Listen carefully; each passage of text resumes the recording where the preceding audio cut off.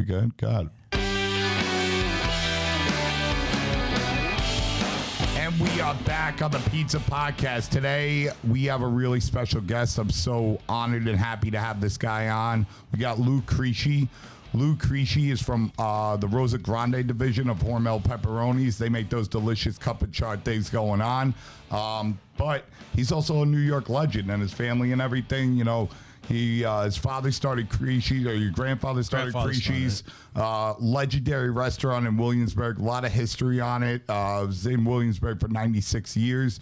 I can't even keep track of Lou's cousins. Like, they span around the country. It's some of the most legendary people ever, including the great John Arena, who you guys all know. Yep. Real great to have you here. Thanks for coming on, brother. It's a pleasure and honor to be on your show. I appreciate it. Thank you for having me. Appreciate it. No problem. So, let's fix this mic. Let's do it like that. Yeah, man, where do you want to start? All right, well, let's start when my family came from Italy. Yeah, okay? absolutely. My grandfather came in Italy and my grandmother back in 1902, so I come from a very old family. So I'm the youngest. I'm 63 years old. So my grandfather came to America and we had 9 children. Some were born in America, some were born in Italy because they traveled back and forth. Really? A little bit. So when my grandfather first started, he came to Brooklyn and Williamsburg on Lormer Street in Consigliere, right off of Metropolitan Avenue. Okay. He started importing olive oil, just like a movie that you've probably seen, and also sold produce on horse and buggy throughout the neighborhood, so on and so forth. And then as things got better and better and they started earning and making some money, my grandmother decided to open up a little coffee shop, cafe, Italian style, in the front of and in the back was the horses and carriages in the barns and so on and so forth. Okay. So she started doing that. She started doing little panini sandwiches, so on and so forth. So after they started doing that and was getting very popular and busy, my grandfather said, the heck with this importing olive oil and selling produce. I want to open a restaurant. Yeah. So that's what they did. They sold the business. He kept the building. In the back where the horses and carriages were, they made the restaurant. And that's how Crisci's restaurant started in fruition in business in Brooklyn and Williamsburg. Crisci's restaurant was in business for 92 years. So I was pretty much born there. We were a very successful Italian restaurant. Everybody knew us. In fact, one story was, it was a write-up in the Daily News years ago, and they were saying everybody that went to Crisci's was either a mobster, a movie star, or just a Catholic priest, Senator D'Amato, so on and so forth, to Monsignor from Mount Carmel, and local people. So, 150 seats, 4 tables of this, 4 tables of that, chiefs of police, so on and so forth. So the place was a lot of fun, a lot of interesting things. Let me rewind it back real quick. So, so was your, I guess it would be your grandmother, because you said you had some of the brothers and sisters were in Italy. So was your grandfather coming to work here and sending money back? Right, and then they traveled. My grandmother stayed back. Right. And she came here for X amount of time, went back again. I was just watching something about that. It was a very common thing back then, and it was they would call those women who their husbands were in America making money and sending it back. They would call them white widows. Okay. Because it was like, the husband wasn't around, but Yeah, that's cool. That's cool. So Crisci. So I mean, tell me what it was about. Like, because we were having dinner the other day, and we just mentioned Crisci's, and 2 people behind us start going, "Wait, Crisci's restaurant in Williamsburg?" So, I mean, I guess I'm a little young for it. I don't really remember, but a little before your time. Can you bring me back? That was a great dinner, by the way. We're at Victorio's in Amityville with Mike. Yes. And what a host he was. It was fantastic. Unbelievable, right? And a great restaurant. I highly recommend that restaurant to anybody. So that's pretty cool that you were telling Mike about my history with being Crisci, so on and so forth. And then the couple next to us said, "Excuse me, we're not listening to your conversation, but you mentioned Crisci's. We used to go there all the time. My father loved the place, the best Italian place." Yeah. No, 100%. It was crazy. So basically in our neighborhood in Williamsburg, we were 2 main Italian restaurants there. And I have to shout out to Bamonti's, a great family. 100%. God bless them. They're still there. They're hard workers. So it was either people went to Crisci's or they went to Bamonti's. So it was, back then you didn't have a lot of choices in a sense. There was all these different, taco restaurants, fried chicken restaurants, all these different restaurants. It was Italian restaurants was the main focus, pizzerias, and Chinese takeout and diners. That was the choices back then. So everybody, went to regular restaurants. So at Crisci's, we were unbelievable. I mean, I tell you a funny story. I was dating my wife, Denise, and we're in Crisci's, sitting in the dining room. And I said to her, you got to turn around. You won't believe who was behind you. So she goes, nah, come on, who? Who's over there? I said, no, turn around. She turns around, it's Arnold Schwarzenegger. Wow. Yeah, so, he and what a great guy he is. And what year is that around? That was probably like 1976, 77. Wow, that's nuts. Yeah, so we had a high influx of a lot of celebrities that came into Crisci's. I mean, I'd sit at the bar and have drinks with Farrah Fawcett sometimes. I mean, it's just amazing the amount of people. And Al D'Amato was a very big customer of ours, the Senator D'Amato. Right. Very big customer of ours. And, Crisci's was unique that it was a real old school Italian restaurant. And we talked about this the other night at Victorio's. Mm-hmm. We made all our homemade pasta. Raviolis, manigottis, everything from scratch. Tagliatelle noodles, gnocchis, everything from scratch, okay? All the meats, okay, when you look at veal. Today's day and age, they buy top rounds, cap off, they slice it up, boom, that's their veal. Sure, pound it out. Pound it out, da-da-da. We bought the best quality products. Milk-fed veal, we bought the whole sides. I was telling Mike that we had the kidneys still hanging on there with the ossobuco, the legs and everything. Wow. So we had a full butcher shop in the basement of Crisci's. That's insane. That's what made us unique and different that a lot of people didn't do and still don't do. Right. Okay? So we butchered our own meat downstairs. We had a chef, Luigi Maiuglio. He worked on the cruise ships out of Naples, Italy. Really? Yeah, so he came over to America, became our head chef, and he was with us for about 47 years. Jesus. Yeah. You don't hear stories like that anymore. You don't see that. So we would break down a whole side of veal every day. And we had a full butcher shop downstairs. Luigi would take me down there and butcher the whole thing up. And that's how I learned. Right. I didn't go to a fancy school, so on and so forth, like some of these guys do. They read a book and they think they're a chef.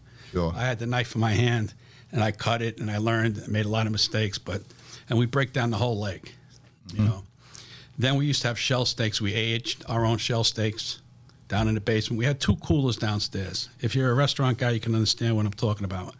We had a wooden cooler, which is the old-fashioned cooler, and then we had a modernized aluminum cooler and with a freezer. We didn't use the freezer much because everything was fresh. So we would hang the meat in the wooden box because the way it breathed it and the air circulation, so on and so forth. You want to keep low humidity to age these steaks really the right way, where you get the green mold on it and you cut them, shave them off, and get to the meat that you're going to be edible. So we did all that. It took a lot of time. A lot of time. What, like back then, was that like, the aging of the meat thing? Was that almost like a state secret? Like people didn't really know about that. They didn't know about it. You might know one restaurant that's pretty popular that's in the same neighborhood as Peter Luger's. Yeah. So to me, they're the one and only best steak restaurant that I like, probably in partial because they were almost neighbors to us. Yeah. But they basically were the dry age steakhouse, and then you got the old Homestead and some others in Manhattan. Sure. But that's for Italian restaurants. If you've seen the amount of steaks that we sold, you would never believe that we're an Italian restaurant. Right. Well, I mean, it's starting, like, the more I'm doing history about, like, the Italian-American experience and the diaspora, it starts to make a lot of sense because these guys are escaping, like, poverty that we can barely imagine the way that we live today. And it's like you had no meat, and then all of a sudden you come to America and there's meat. It's more or less affordable.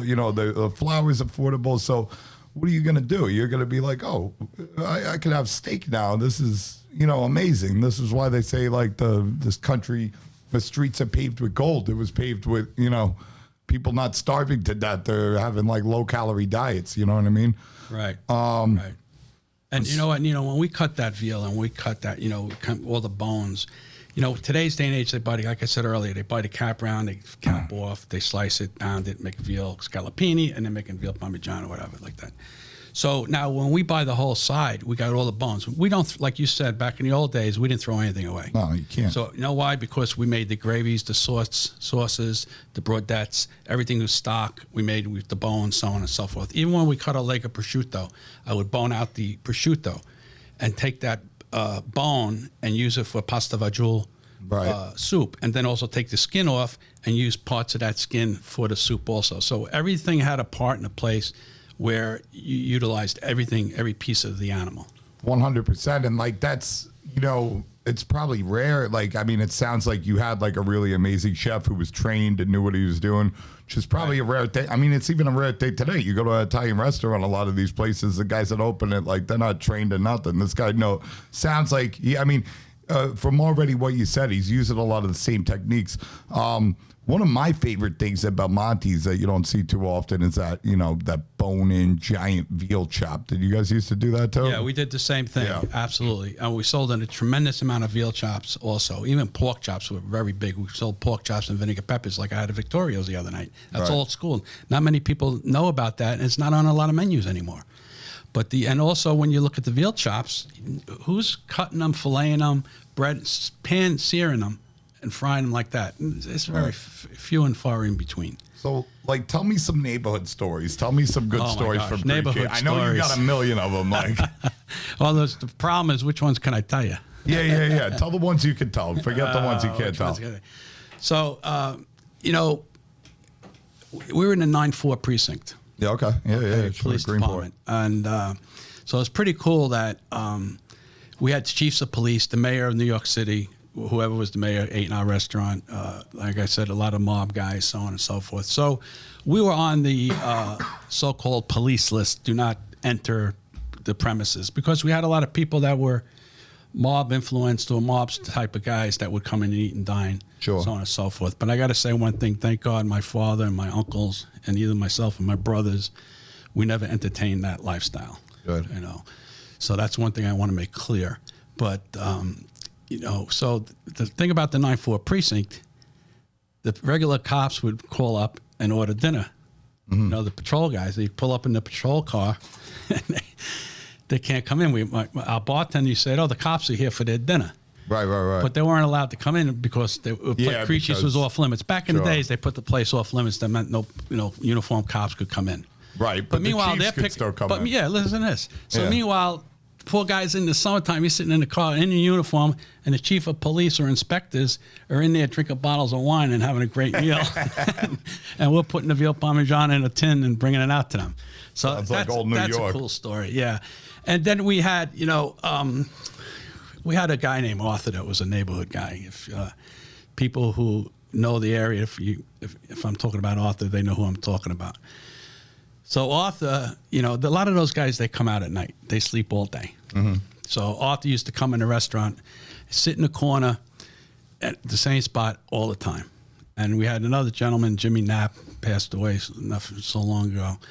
And he used to be inside one of the tables in the corner. So Arthur would come in, and him and Jimmy do some business, so on and so forth. But Arthur, in all respect, he was a pain in the ass. Okay? He'd drink glasses of beer all night, and then he owned a video store on the corner of Metropolitan Avenue and Lombard Street. Like a video rental store? Yeah, video rental store. Like before Blockbuster and Hollywood had Video. Arthur had that. So we closed down the restaurant, and, we used to be in there at 9 o'clock in the morning. Yeah. And by the time we calmed down in that restaurant, it would be 2 o'clock in the morning. Then you got to clean up, got a few hagglers hanging out, And we didn't treat our restaurant as a bar. We treated it more as a restaurant. The bar was just a stop to have a drink before they sat down and ate dinner. Or if they came out, they had one drink and left. We never treated it as a bar. We didn't have a neighborhood hangout. We left that to my cousin Junior's. Okay, yeah. Junior's, Junior, you go there all the time, right? Yeah, and rest in peace, Junior. Yeah, God bless, right? Yeah, man. But my father baptized Junior.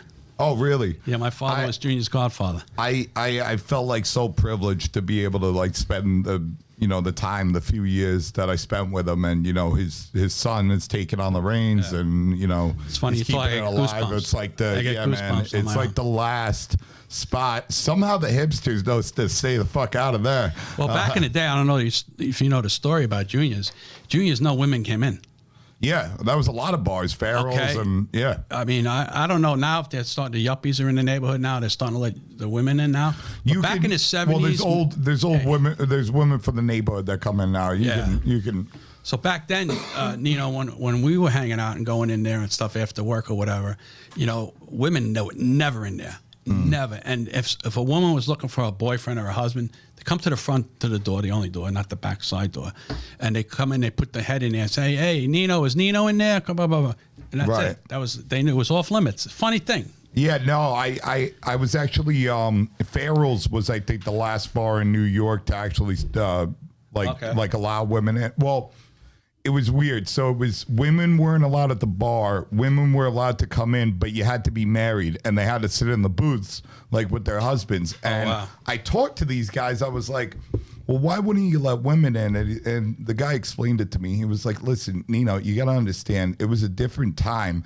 And what would happen is, if you had a woman in there who maybe she's cheating on her husband, or maybe she's with a married guy or something like that, and people see that in the neighborhood, you're going to have a shooting, you're going to have a stabbing, you're going to have a baseball bat. So it wasn't it wasn't a thing where you didn't want a woman necessarily because of that. You just didn't want trouble.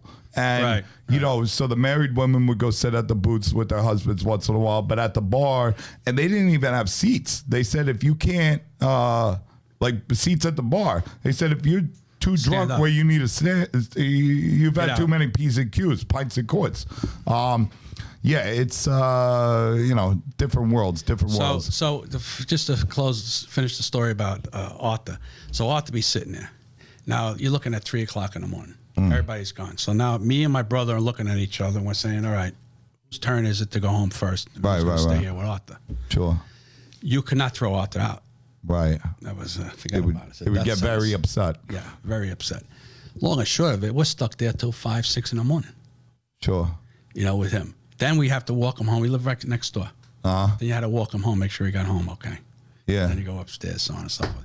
But stories, what kind of stories? So, let me ask you a question about, because I know, I think, what was it, Jimmy Knapp's son wrote a book. Yeah, Jimmy Knapp, who was with the Genovese family, with the chin out in, the guy who walked around with the robe on. Yeah, West Village. Right, so he was a captain in that organization. But, back then, in those days, the mob guys were not what they are today or what they wanted to be. They were basically loan sharkers, numbers guys, so on and so forth. Jimmy Knapp was actually the #1 earner for loan sharking and number gang in the country. Okay. Wow. So he earned so much money that he actually paid all families. So everybody earned off him. Nobody ever bothered him. He was well respected. He died a gentleman. He was a true gentleman. So he has a son, Tien. Okay, and then he had another son, Tony Knapp, which is Tony Knapp. Big guy. He's probably 6'5". He's a monster. Yeah. He was in the Golden Gloves. He was also a fighter in the Air Force, I think he was in, so on and so forth. He was a knock-around guy, tough guy. So when his father passed away, we call certain guys like a cowboy. Tien was a little bit like a cowboy. He just did what he wanted. Okay. A lot of times Jimmy didn't want him to do the things he did. So, but Jimmy protected him. It was his son. Nobody bothered him because he was Jimmy's son. And we all used to say, God forbid when Jimmy goes, what's going to happen to Tien? Right. Long and short of it, he thrived. He did okay. So he wrote a book. He was a very bad alcoholic. He got sober in the VA hospital.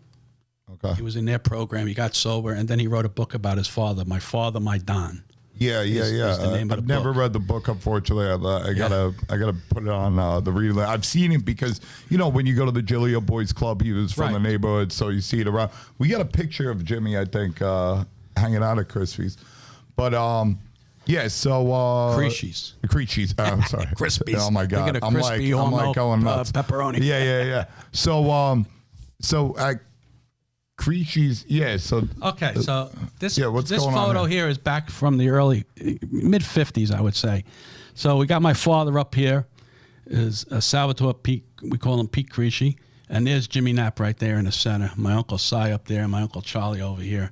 And this is some knockaround guys here, but look how the old bar was. We didn't even have a regular bar; it was just bottles in a glass cabinet back in the day. yeah, it looks like. I mean, it looks like you guys were slinging a lot of alcohol. It looks like everybody was drinking. Yeah, it was a fun place. It was a good place. Yeah. And this is my cousin Armando. He wound up staying with us for his whole life and was a waiter his whole lifetime. Right. So yeah, this I can tell you a funny, not a funny tell me. story. I'll tell you a story about Tien. Tien had the club across the street. yeah, what was it called? The Motion City, not that No, one. that was right? his father. Sunny- That was Jimmy's The Motion Lounge. Okay. That was Jimmy's. Oh, that was Jimmy's, but then what? It became Sonny's later because that's in that movie and everything. Yeah, well, kind it was of. it's kind of. I don't know. I don't really. I know it Yeah. as differently, as the Yeah. movies. Movies not always the 100%. No, 100%. But Tien was a crazy guy. So long and short, this is a sad story, and this is what made him start going to sobriety. His daughter was dating a guy, and the daughter came home, and the daughter said, "Dad, so and so was giving me a hard time. He was like, wanted Right. to kiss me, and they wanted to do this, that." And I told him, "No, stop." So Tien got pissed off, So Tien says, "Tell him to come here tomorrow. I want to see him." That's how he talked, Very big guy, very scary guy, if you didn't know him. So the boyfriend goes to the next day. They go in front of the club right in the street. Tien gave this kid a beating, like no tomorrow. He goes, "Don't you ever talk to my daughter or do what you did to my daughter again." Sure. Meanwhile, he takes a knife out and he sliced him. Tien sliced him. Yeah. Where? Drops the knife between the two legs. Oh, that's not fun. Tien drops the knife, sat there and waited for the cops. That's when he got arrested. That's when he pleaded a deal with them. Crazy insanity. Right. Put me in the VA hospital. He had great lawyers. They put him in the VA hospital. That's when he became sober. And then, Okay. And when he got out of there, that's when he wrote the book. It's a little And so- Tien story. So what year was the book read in? I guess it's older than I think, right? No, the book is old. Yeah, it's actually new for you. It came out, I think, we're in 2022. It's probably like 16, 17 years ago he wrote the book. Really? And yeah, so he wanted to make it a movie. Mm-hmm. And they made a little short film of it and had some guys in there. And he had me playing my father. Oh, really? Yeah, so once the movie was going to come out, it never got picked up. He was still working on it. And so I was going to play the part of my father in the movie. So, which was pretty cool. I was excited about that. But unfortunately, it never came to fruition. Tien passed away about 2 years ago. Yeah, I think about 2 years Well, you were telling me at dinner that Tony Danza played you in that Brooklyn State of Mind thing. Another movie that's out there is called The Brooklyn State of Mind, starring Danny I remember Aiello. when it came out, I bought it on the street, you know what I mean? Yeah. When we used to buy the DVDs on the street. Yeah. I was like, oh, let me check this out. I love Danny Aiello. So they actually filmed the movie. There it is. You got a front cover of the Yeah. DVD. It was Vinny Spano was in it, Maria Grazia Cucinata, Danny Aiello, Tony Danza, Danny Aiello's son, Vincent Pastore was in the movie. Right. Abe Vigoda was in the movie. A lot of stars was in that movie. It was a great movie. Yeah. And long and short of it, Tony Danza, if you see Oh, here, yeah. he has a character. He played me. That was you in the other picture. Go back to that other picture. You got it? Young Brady's messing up, bro. Yeah, we're gonna have to It's fire this him. computer, man. Oh, Joe. Blame it on the equipment. yeah. Blame it on the equipment. But Tony, so when they filmed the Brooklyn State, while he's getting that up, all right. Well, here I am at the bar, So there's you at the bar. and then we got another clip of Tony at the bar. Yeah, I think. Yeah, do we have that? Yeah. Tony playing them. So how did that like play out? They were using like Crisci's they rented a restaurant. We rented it to them. It took them about 2 weeks. They filmed a lot of scenes from the outside and many scenes from the inside. That's my father and my Uncle Si back in the day, and before we redid the bar. Look at the Coca-Cola, the old whatever the bottle is. Oh, there it is. So there's Tony Danza. I don't know how, if you can make it a little bigger, but he actually, you see that he's got a checkbook opened up there, and he's looking at some checks. Underneath the bar there was a shelf, and that's where we kept the checkbook and our cash box. Oh, really? So he actually winged that and just grabbed it and make believe he was like paying bills and writing checks. Sure. So it's legit that he was even looking at our checkbook. And was it kind of like based on something true? It was based on a fictional mob movie where Danielle was running the neighborhood. It was almost like something like what Jimmy Knapp did, but it was wasn't even a little tiny bit of it was like what Jimmy Knapp did. So Jimmy Knapp basically what in our neighborhood, he did his business, whatever he did it outside the neighborhood, so on and so forth. But just like some of the old fashioned movies that you see out there, they took care of the neighborhood.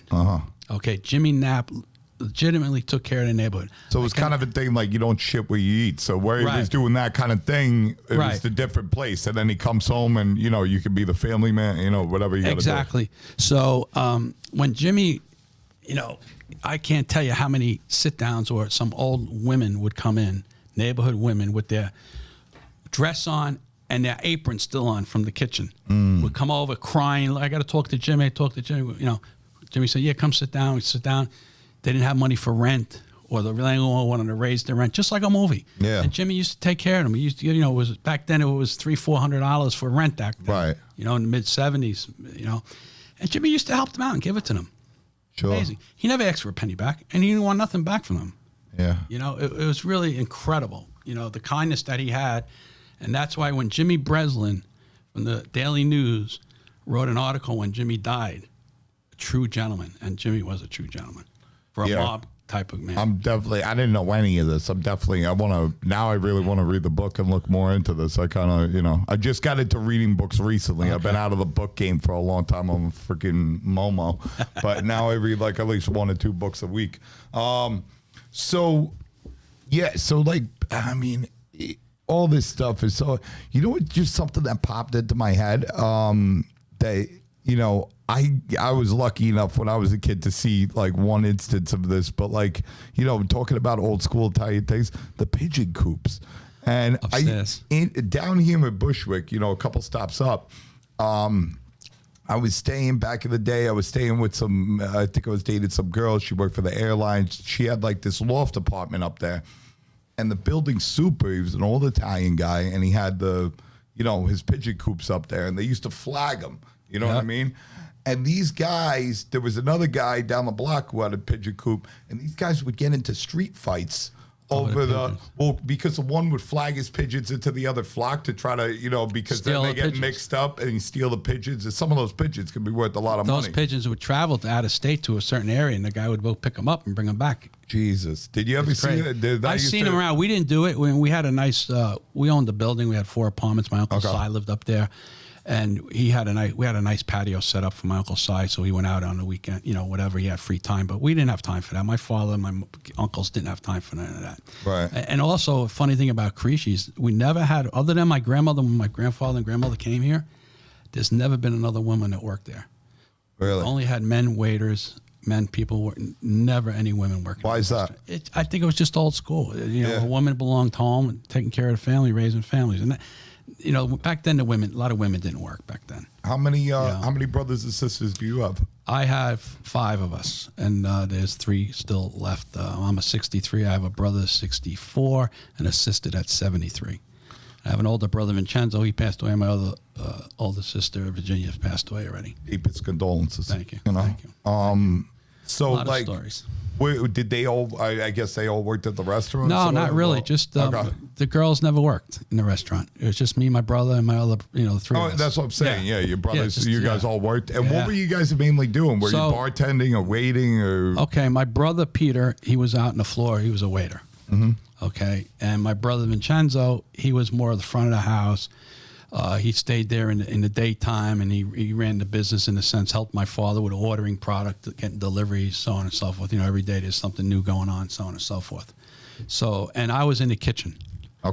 Okay, so I held many positions in the kitchen, but mainly I on the line as the pasta guy with the pasta chef, and did a lot of appetizers, so on and so forth. Like I said, we made homemade pasta every day. Between tagliatelle noodles, I said gnocchis and this and that. I mean, a million different things. Do you remember like any of the pairings that you guys were doing that with? Like we didn't do pairings. Everything was a la carte. Okay, right. But I'm saying if you did the tagliatelle, what kind of sauce would it be? I'm sorry. So tagliatelle was mainly filetto di pomodoro. Okay, filetto di pomodoro. Our way that we would do it was we sautéed onions, okay, and then made julienne strips of prosciutto. Okay. And threw them in there and sauteed that a little bit. Hit it with a little white wine and used a whole peeled Italian tomatoes inside. And we cooked, salt and pepper, pretty basic, no garlic, because you wanted the sweetness of the onions and you wanted the saltiness of the prosciutto. And that was the main item that we did with the tagliatelle. And then we also have the Alfredos or stuff like that. But the filetto di pomodoro with the tagliatelle noodles were pretty much the number one way tagliatelles was served. Where does the Alfredo thing come from? Because I know when I was coming up, like a lot of people would say like, oh, that's not Italian or whatever they would say. My mother's family is from Panama. So, growing up in my household on my mother's side, it was more of the risottos and the creams and so on and so forth. So I believe Alfredo pretty much originated out of the northern part of Italy versus my father being from Naples area, Napolitan, more of the tomato sauce, so on and so forth. In fact, my father used to yell at my mother, make tomato sauce once in a while. Right. Whatever you want to call it. Some say sauce, some say gravy, So they used to fight all the time about it. It was pretty cool. What do you guys say? You say sauce or you say gravy? I say sauce. You say sauce? I say sauce too, but it really is our gravy. Well, I understand where the gravy thing came from. I talked to a lot of older people that grew up like calling it gravy, and kind of what it was you had, especially like the generation from the first diaspora from the 1880s to the 1920s, you had a lot of people that like they just really wanted to assimilate into America. They stopped speaking Italian, and it was like, you'd have your American friends over and they'd be like, what's that? And gravy, I don't think you should ever call, a marinara sauce without meat gravy, because it's the meat-based sauce. The Sunday sauce is what they would call gravy, because, when you would cook it a long time, it would turn like a deeper red, almost like going towards brown, but not quite. And then it's like when you describe that to an American, it's like, it's like, this is like gravy. You know what I mean? You put it on your meat, you put it on your stuff, and it's like gravy. Great way to put it. Great way to put it. So, yeah, go ahead. And the marinara sauce is just a fresh sauce with garlic and a lot of basil, salt, and pepper. Okay, so in the marinara... Quick sauce. We didn't. Some people put onions, some people don't. Right. Excuse me. We never put onions. It was just basic. You want to taste the tomatoes, the freshness of the sweetness of the basil and the garlic. Got it. No, that makes perfect sense. Like, I mean, I sometimes do both. I sometimes do, but you know what I'm saying? Like, so with the filetto di pomodoro, no garlic, just onions, and then it's like prosciutto. Yeah.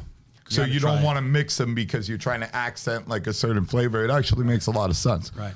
And like I was saying earlier, our menu was pretty cool, and it's not done anymore this way much.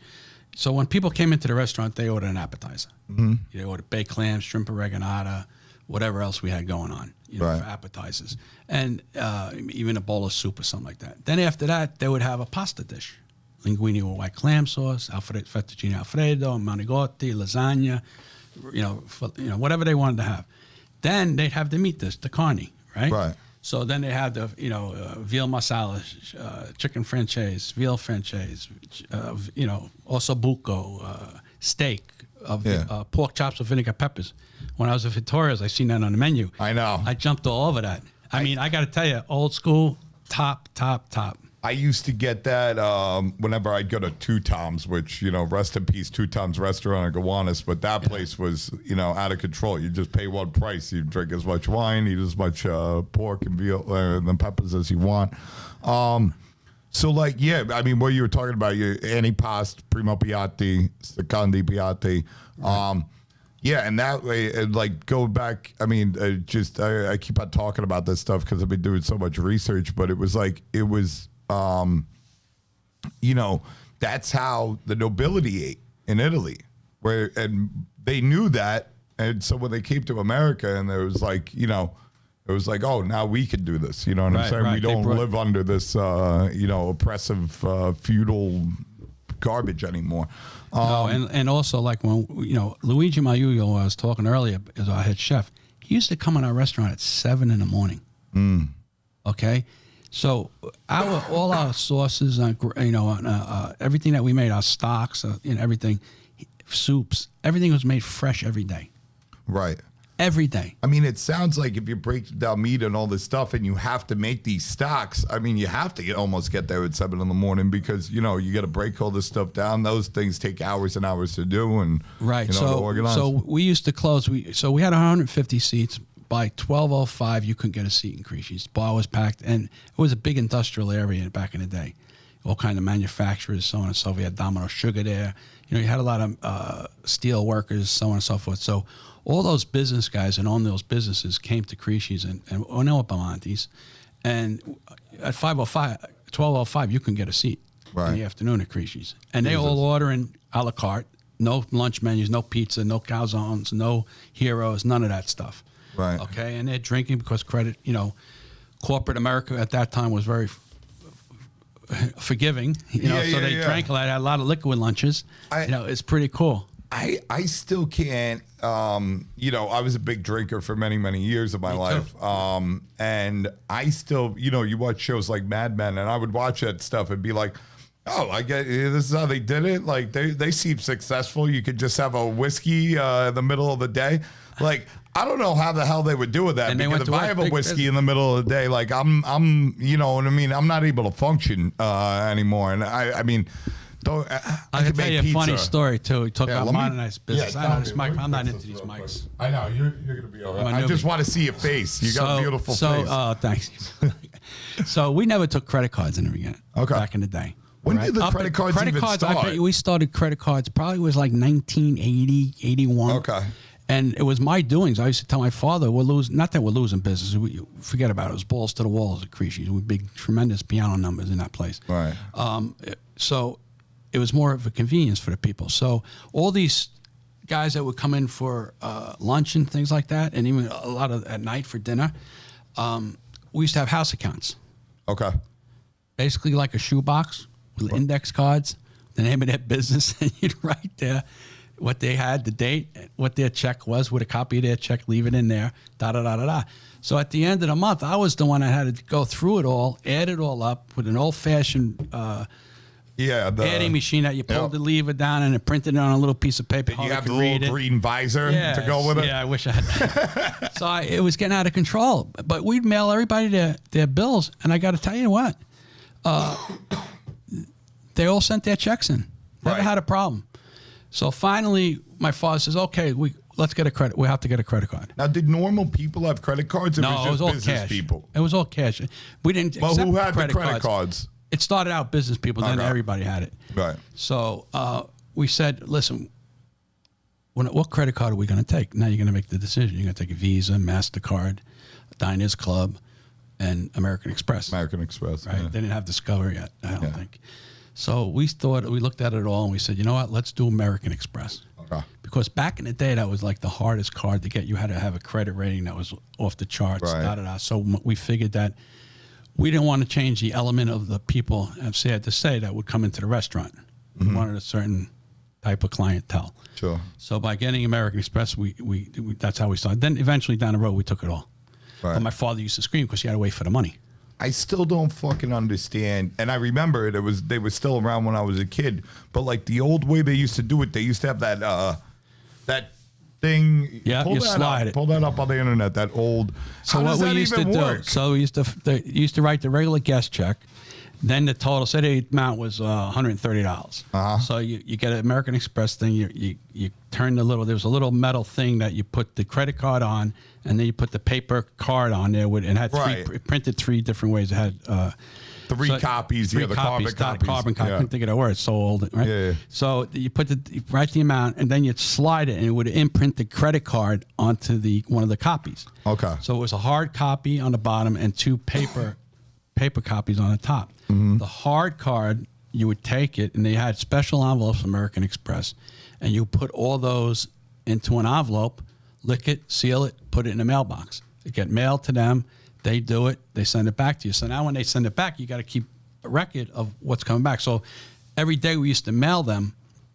So, it'd be like 2,500, 2,600, 2,200.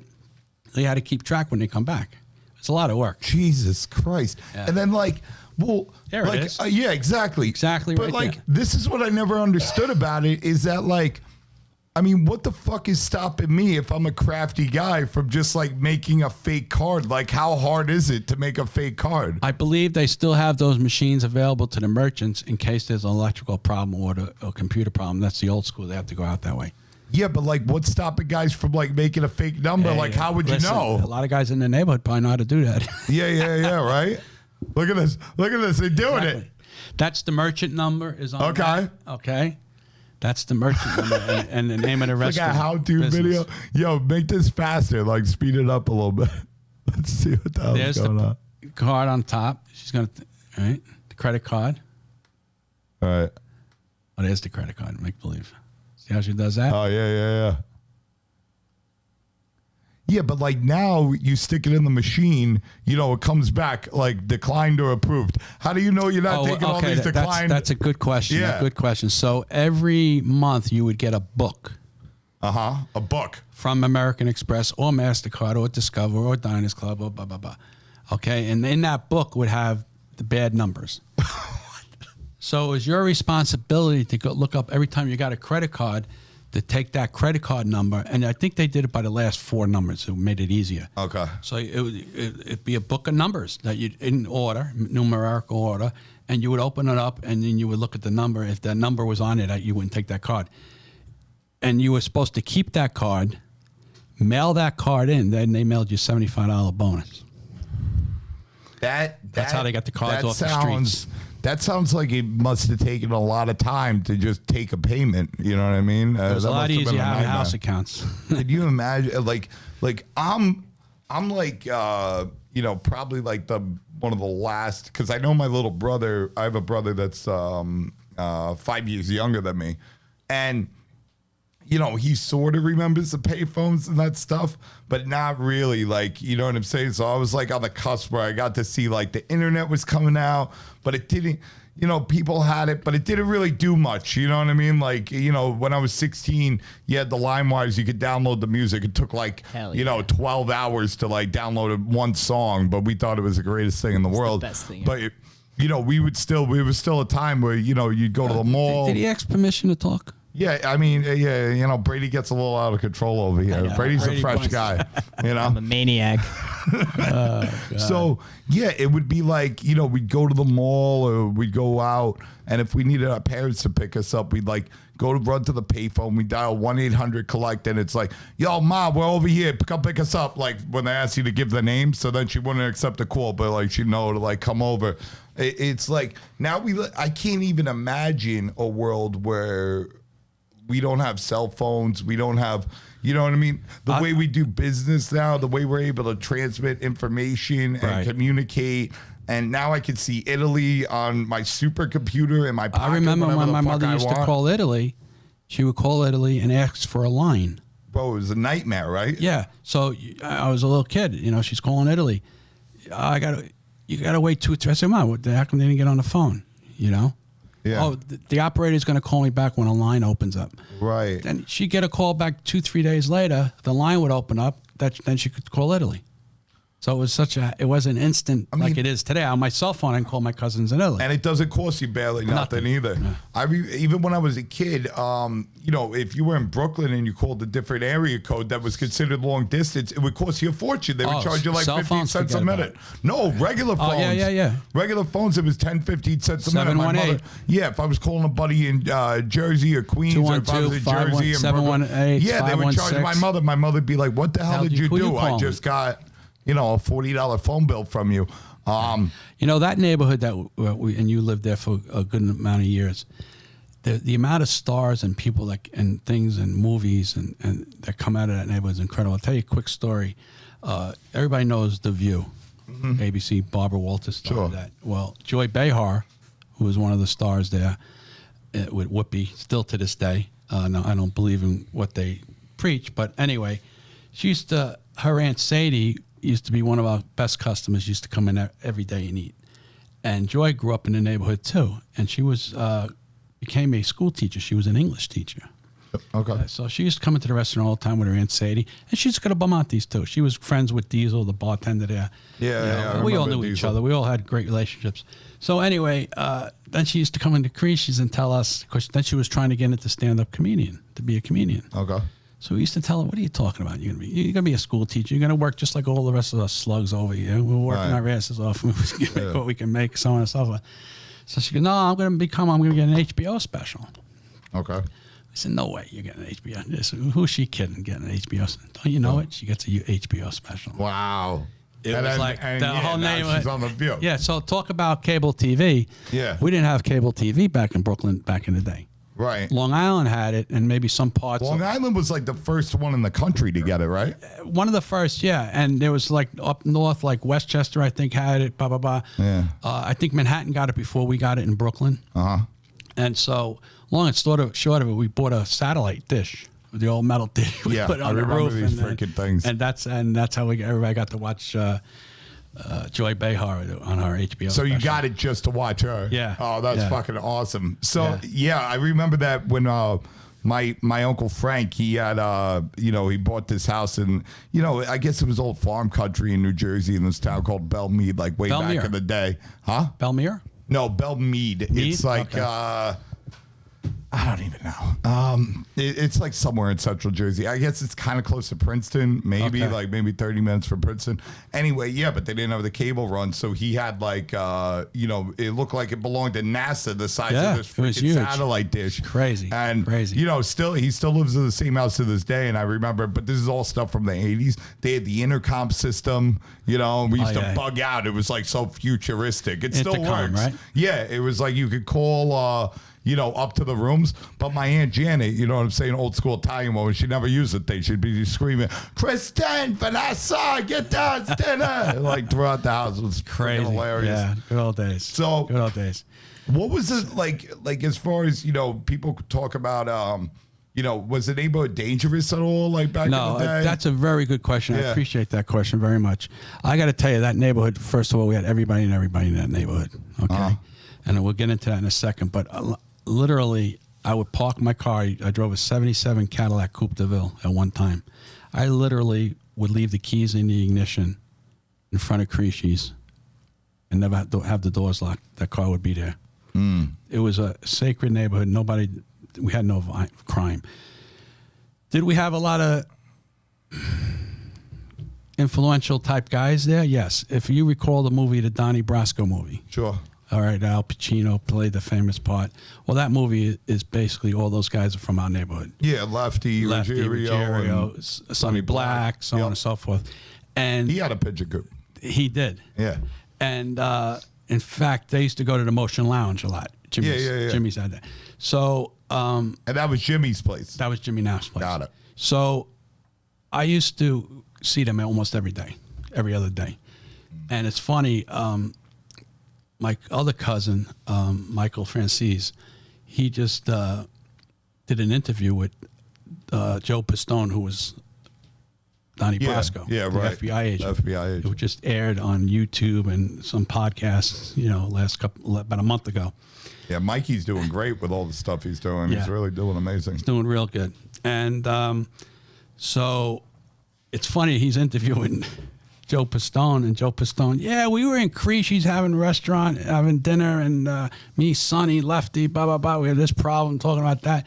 So Sonny says, Michael says, Sonny's his father, may he rest in peace. Yeah. So Michael says, Crisci's. He goes, those are my cousins. Oh, that's your cousin, Mike. Yeah, he's my cousin. Oh, get out of here. There are more cousins from Lou. Well, your cousin's also the great and powerful sensei, John Arena. John as Arena well. from Vegas, Metro Pizza. Shout out to John and Chris Decker.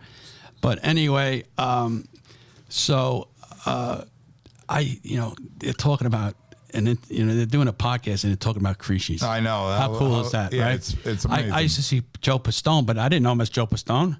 It was Donnie Brasco when he came in. you know The hell him as did I Donnie know? Brasco. Then it all came to, we all learned about what happened. Right. So when did so you're saying when we're saying Williamsburg was this safe, sacred neighborhood, are we talking about boundary wise? Was it Grand to Meeker, and then from Yeah. it was the north side, the east Side and a little east. Union it ends, and then Vanderbilt, something like that. You're pretty damn spot on, I think. Yeah. Yeah. I mean, North I know side, those are the borders now where all the Italians Yeah. live. You cross Meeker and it starts turning into Polish. Yeah. Oh, yeah. We never hung out. Nobody went to the only time I went to the Polish neighborhood off Meeker over there, we used the Citibank down there.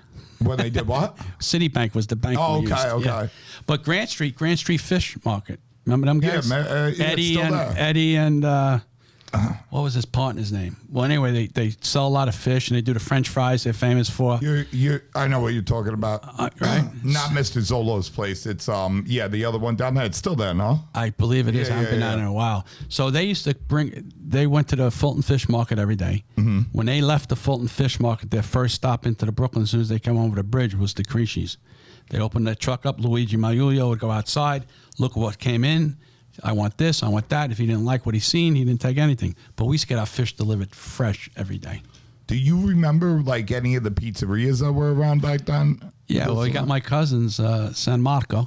Oh, that's Sal. Sal. Well, it's not really my cousin. Yeah, Sal's another cousin. Jesus. Well, he's a cousin. Listen, he's a cousin. His father Kono well. Kono, yeah. Sal's a cousin through marriage. Okay. He married my cousin Lori Ariano, who in one of those pictures, the old time pictures, that was her uncle Sonny. That was behind the bar with my father and my two uncles. Get out of here. Yeah. It's so crazy how it's all connected actually, in New York. that's her uncle Sonny Ariano. Wow. Yeah, so that's how the connection is with San Marco. I know his granddaughter then. Yeah. Sal's daughter. They run the place now. They rent it out and everything. They finally got somebody in there, thank God. He's a really good kid. Primp and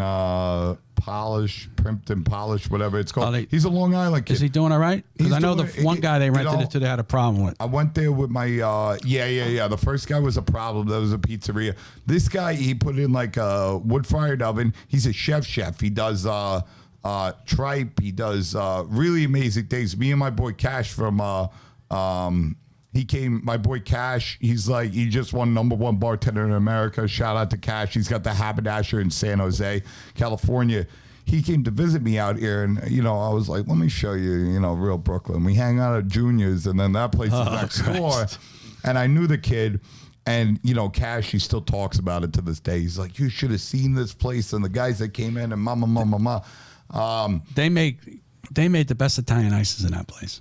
Yeah. I don't know what they ever did with that machine. Did you ever see the machine? It was right near the window in the corner. Machine. We had the spout go down, and it was in the free. He made great chocolate ices were great over there. But we were going over there, and he was making amazing pastas with burrata. He made one of the best tripe dishes I've ever had in my life, and he's, you know what I'm saying? He's making 110% hydration breads. He's doing some cool stuff, and people, it's him and his wife. And, I looked at the place where they went in, and I was like, this guy from Long Island, he's a chef. I don't know if this is going to last. It's a different thing in Brooklyn. He might not. But him just being there and just, you know what I mean? Being hey, this is what I do. It's all street traffic. It's all walking. It's no parking. Yeah, and then you get to meet him. You get to meet the wife. He explains the dishes, and he built up a thing. My boy Kyle, who owns Hotel Chantel, he lives over by there. It's one of his favorite places. No, it's amazing.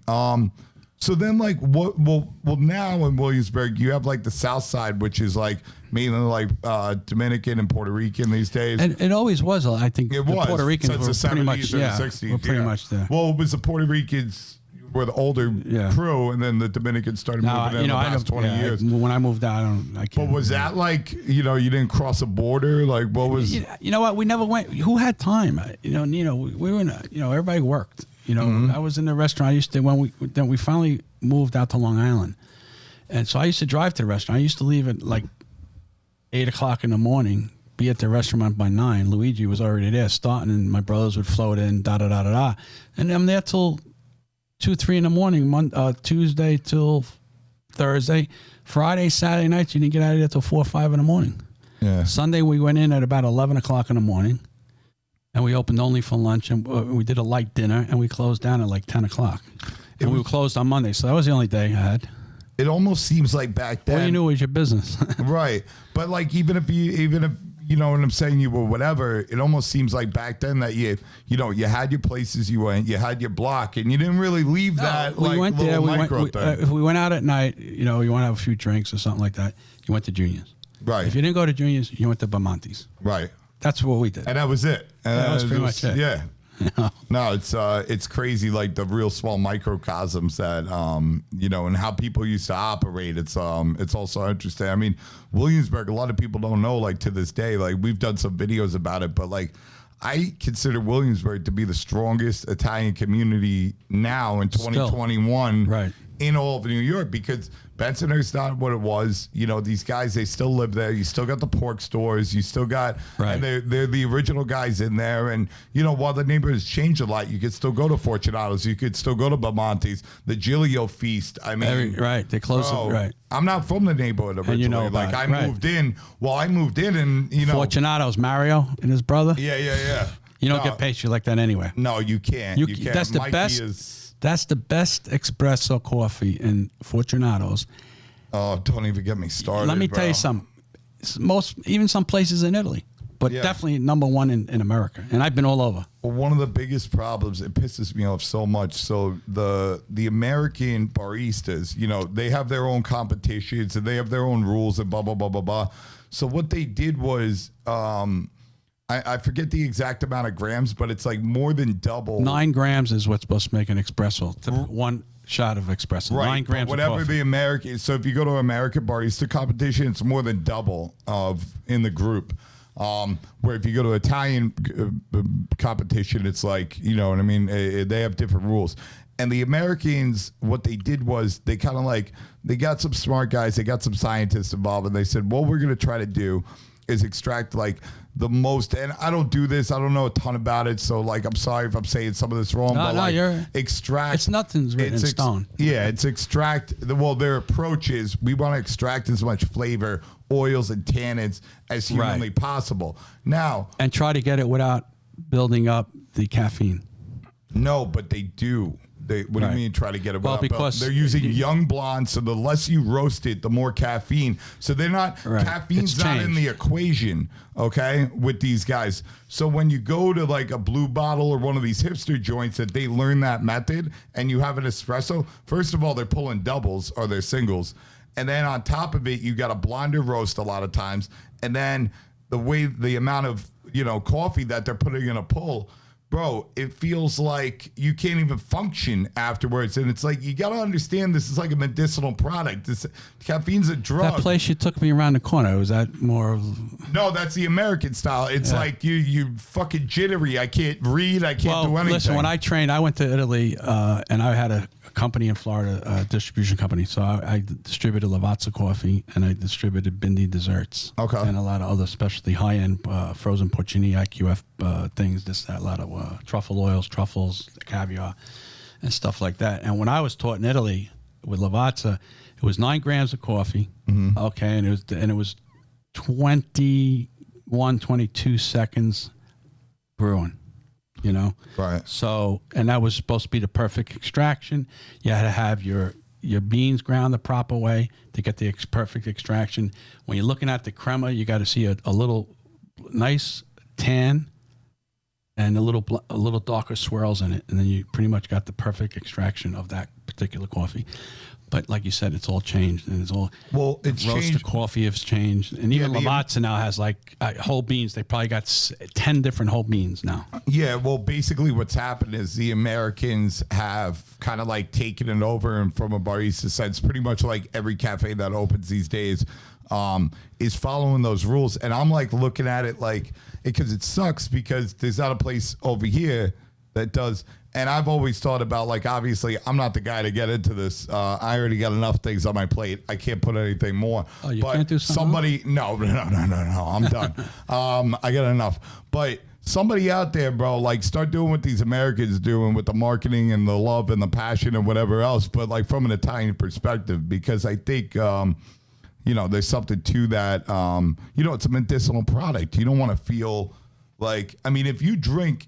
It's almost the equivalent of like taking an espresso from Fortunato's and drinking 6 of them right after each other. That's like the caffeine equivalent in one pull, these guys. It's freaking crazy. All right, look, guys, we're going to be back. We need a word from our sponsors, and we will be right back.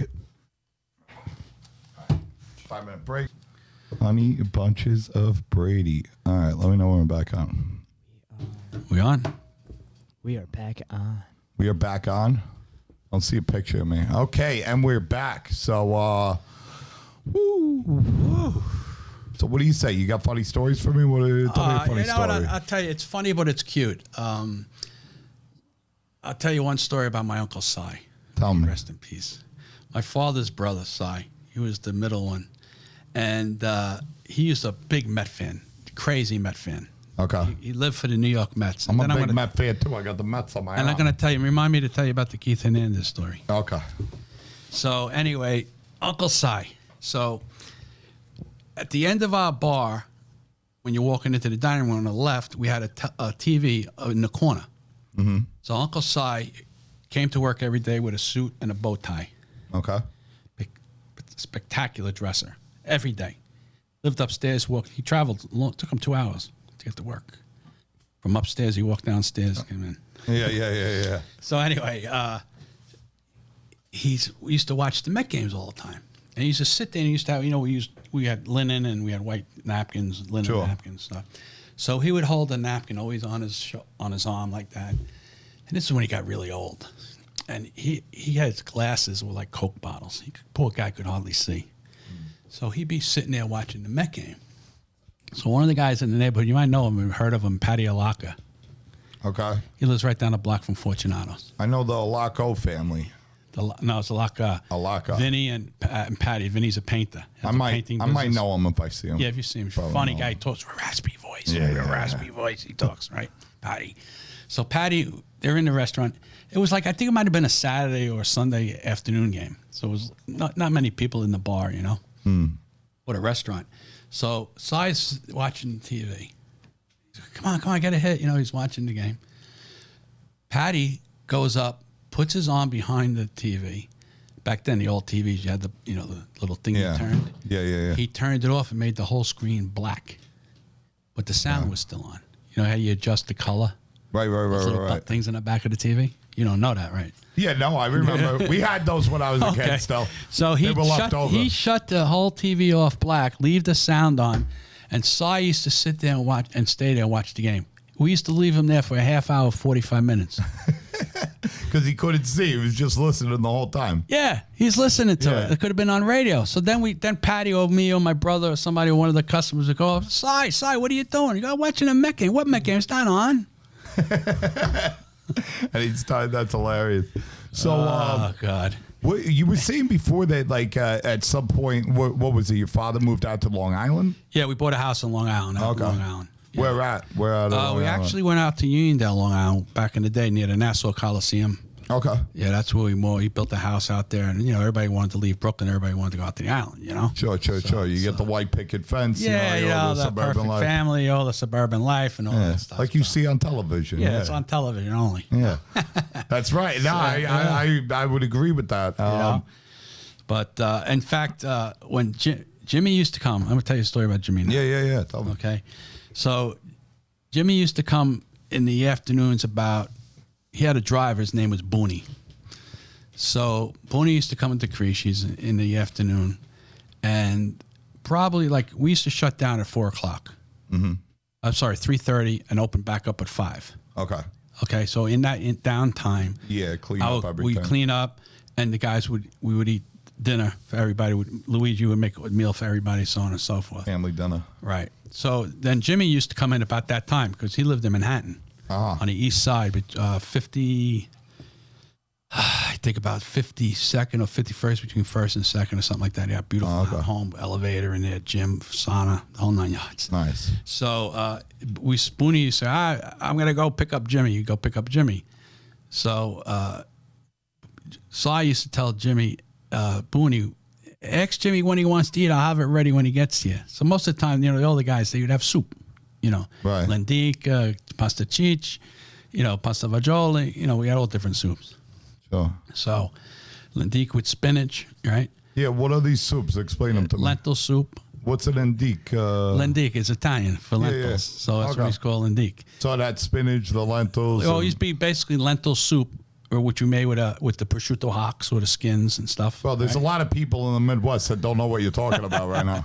So that's what lentil soup was, and then they would add spinach in it or escarole. Okay. Okay, Yeah, or sure. pasta too. Yeah. And then pasta fagioli is just your regular cannellini bean soup, with some little tomato base, and again with the prosciutto bones, little tortellini, tatales, whatever you like, zucchettis, so on. So that was soup. So Jimmy used to come in. They used to sit at his table. He had a round table in the corner, no window near him. He sat in the corner. Right. So see if anybody's coming at him. Exactly. Just like the movies. So anyway, Cy used to say, I was in the kitchen. Mm-hmm.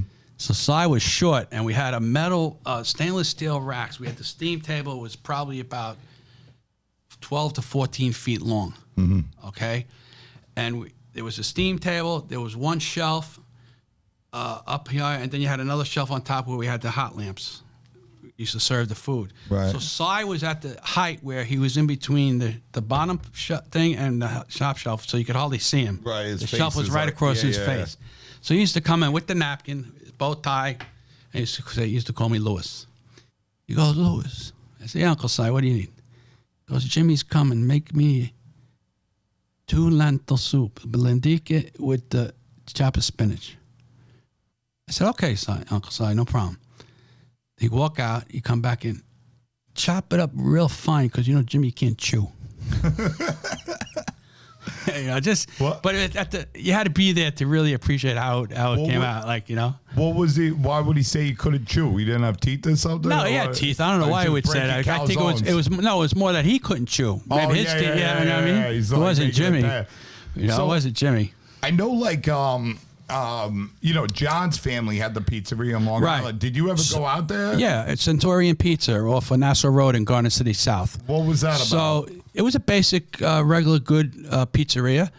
Now, John, the way we're related, me and John, is, remember, let's go back to Sonny. Okay. The guy Sonny up there. Well, he had a brother, Vinny. Okay. Which is Sal's from San Marco's father-in-law. Jesus. Okay, so John's, there I am making tagliatelle noodles fresh. That's my brother Peter in the back. Oh, wow. That's it. Every day. On the wood butcher block too. Yep. Yeah, I'm studying to be as Foligno. You have to use a wood. I had hand crank. My father would never let me get an electric motor. Right. Oh my God! At the time I made raviolis out off of that. I made everything off of that. And Manigotti. How old are you there? You think? Oh gosh, I'm probably 21, 22 years old. Who's this? Is this what we're looking for? No, that's Jimmy Knapp again. That's Jimmy Knapp again. Come on, keep going, Braids. Come on, Brady, wake up over there. Let's go. Okay, here's Sonny. So Sonny's brother Vinny is Sal from San Marco's father-in-law. Geraldine, Jerry, Sal's wife. Bro. And they're brothers. Okay. Vinny's wife and John Arena. That's how John fits into the family, through Vinny's wife. Vinny's wife is blood with John Arena. Okay, is blood with John Arena. Right. Okay. All right. We're gonna have to make like a family tree of all this. I mean, my all God. these podcasts. It's crazy. You never would thought, right? It's so many people are connected that I'm 95% sure that like if we do this like after 6 more months of doing this, we're gonna be able to create like a pretty accurate family tree Right. of the history of crazy. New York style pizza and who's who learned from who, blah blah blah blah blah. Yeah. So when did your family used to go to that day? Like who opened it? His father, right? It must have What? been. John's father. Yeah, John's pizzeria. Yeah, John's and father. it was called Santori's. Centaurian Pizza. Because I've seen pictures of John at Metro in Vegas, and he looks young. Like He's a stud too, right? You see the build on him? He's got An the, old muscle, he beefed looks like up. a little bull. Yeah. He looks like a little bull coming at But you. when he went there, him and Sam, his cousin, his other cousin, went there. I think went on vacation or something like that. And they didn't want to go back. They didn't want to go back home. Yeah, the story he kind of told me was like, yeah, they went out there. They were like looking around. They're like, there's no pizzerias out Yeah. there. We're gonna be freaking richer than you know what I'm saying, to Mickey fruition. Mantle, and you know, we're gonna be. I mean, the way he tells the story is he was like, "Yo, we got this place. We had to sell the car to Yeah, actually they afford sold it. We everything, were pretty kids." much. And he was like, you know, we thought like in a year we'd be sipping margaritas at the Flamingo by the poolside. And back then- didn't turn out like that. No, and back then when John went out there and Sam and they started and did all that, not many of us went there. Right. You know, it was a far trip back in the day. Sure. You know, nobody went to Vegas. If you Well, went you to gotta- Vegas, it was a big deal. I remember we went one year with my father. We went to the Sands Hotel on behalf of Jimmy. We had beautiful. We seen Dean Martin and I seen who's the comedian, Jimmy Durante, the old comedian, Okay. about the Sands, and we had a great time. But to go out to Vegas was like a big deal. It was almost going like to Europe. You How know? much did it cost a lot on the planes back then? Because what was it? Wasn't it only like Pan Am was like the only airline? TWA, Pan Am, or something like that. Yeah, it was hardly nobody, and it was in the middle. It was in the desert. Da da da da da. So nobody really went out there. When I started going out there a lot was because of business. And we'll talk about that down the road. Is when I started attending the pizza expos and things Sure. like that. So then I started going more and more and more because I'm not a big gambler, so it never was an attraction for me to really just get in a plane and go to Vegas. Yeah, I'm the same You know? exact way. The way I grew up, I mean, I grew up around so many like degenerate gamblers, and like Me too. my cousin Tommy, he would take me as a kid, and we'd go to the old cafes over at Bensonhurst and Gravesend, and you're sitting in a smoke-filled basement on a Friday night, mind you. And, I'm getting sent out to fetch more cigarettes because these guys are fucking chain smoking. And I'm like, bro, I'm watching this guy dump $800. And I'm like, do you know the time we could have had in Manhattan? You know the night we could have had with $800 in the city? Like, are you out of your mind? You sat here and looked at a video machine. So I never the first times I went to Vegas, first time I went, I was like, okay, I'm in Vegas. Let me see what this is about. Okay, how's this roulette thing work? Oh, you pick a color and you put some money. All right, no problem. I lost $60 in it felt like 45 seconds. And I was like, this is the dumbest thing. I could have been fucking wasted. And that's what I did. I went out to the fucking strip and I got So wasted. every morning when I used to walk in the Crisci's, this gentleman, great guy, Lucky. Okay. So Lucky used to be sitting near the phone booth. If you watch the movie and you see the phone booth the phone that Danielle uses in the front window there. So Lucky used to sit at the bar every day. So all the waiters, when they came in, they used to come in and say good morning to Lucky, and they used to give all their action to Lucky. So our waiters back in the day, they probably were spending $200 to $300 a day just in gambling. Jesus Christ. But Back then too, you back could buy then. a fucking house in a Yeah. couple months. And then they hit Lefty up, and then in the afternoon when Booney would go out to see Jimmy, they go see Booney too, and Booney would take more action because you had day races, you had horse races, all kinds of stuff going on. Sure. But when they hit the numbers, like my cousin Armand, when he hit a number, he hit it for 25,000, 30,000. Right. But it was only every 4 or 5 years. If you're lucky. I'll tell you a funny story. We were mentioning Sal, so I Sal, walk into San Sally Marco. Napkin, San Marco Pizza Yeah, in I can Williamsburg. tell you stories. So Stay away from I that. walk into it was a daytime. I walk into Junior's to get like a little, this is back when I was day drinking like 2 times a week at least. And I walk in to go get a drink, and Sally's sitting there in the corner and he goes, forget about the pizza. It's all about the numbers. And he hit, and he's got he's got 3 bricks, $10,000 bricks of cash. He's got one hanging out of his pocket. He's got a roll in his pocket. He goes, "Oh, we're all going out to Luger's." We jump in the car. We drive down there. Sally's treated. He's handing everybody on the street $20 bills. Sally's a nut job. We call him Sally Napkins because I never knew him as that. Sally thinks that napkins are confetti. So when Sally starts drinking, which is, used to be a daily occurrence, he goes outside with a stack of napkins and starts throwing it up in the air. And if you go to the Gillio Fist to this day, you'll be able to catch, Sally Napkins throwing napkins all over the freaking street. But he's got a brick, a $10,000 brick, and he's got these straight pockets on the jacket. Probably to the 3 days? I don't know, probably, yeah, of course. But, we're walking to Luger's, and he's got this thing hanging out of his pocket. He's wearing a straight jacket with these straight things. So you see the brick, half of the money, coming out. And I'm worried. I'm, looking around. I'm like, who's going to try to hit us right now? You know what I mean? Because you're walking around you're like thinking that. If that thing falls out, you're picking it up. Bro, the wrong person freaking sees that, though. And it's like, okay, this is, let me grab whatever. And, this is worth it. But, thanks God it didn't happen. We had a great day at Luger's. But, that's what I think gets these degenerate gamblers sometimes is seeing somebody that hits for 20, but you don't realize he's spending freaking 20 a year, to hit once every 3 years. And the waiters in Crisci back then in the so let's say the late 70s and 80s, they were pulling in probably $3,000 a week. That doesn't even fucking make sense because I'm thinking about the fact it wasn't a matter of how much the tab was. It was just a matter of the relationship with the customers. Yeah. We had Barney Rizzo. I don't know if you remember Rizzo Trucking on the north side. It was a big trucking outfit. So Barney Rizzo used to come and eat lunch, late lunch, early dinner every day. He would come Tuesday, Wednesday, Thursday, and Friday. His secretary, he would come in with her, his gumad. Mm-hmm. Okay, he lived in Valley Stream. And so he'd sit at a deuce along the windows every day. And my cousin, Sonny, who we mentioned earlier in the bar there, was his waiter. Nobody else could wait on him. Okay. So Barney used to eat, him and his girl, and Sonny gave him the check, pays the check, goodbye, see you later, Barney, boom, boom, boom. Every day, he left my cousin a $100 bill as a tip. So it's not about what they ate or how much they ate worth. It's about relationships. 100%. They've been waiters for each other and customers of each other for 20, 30 years, 40 years.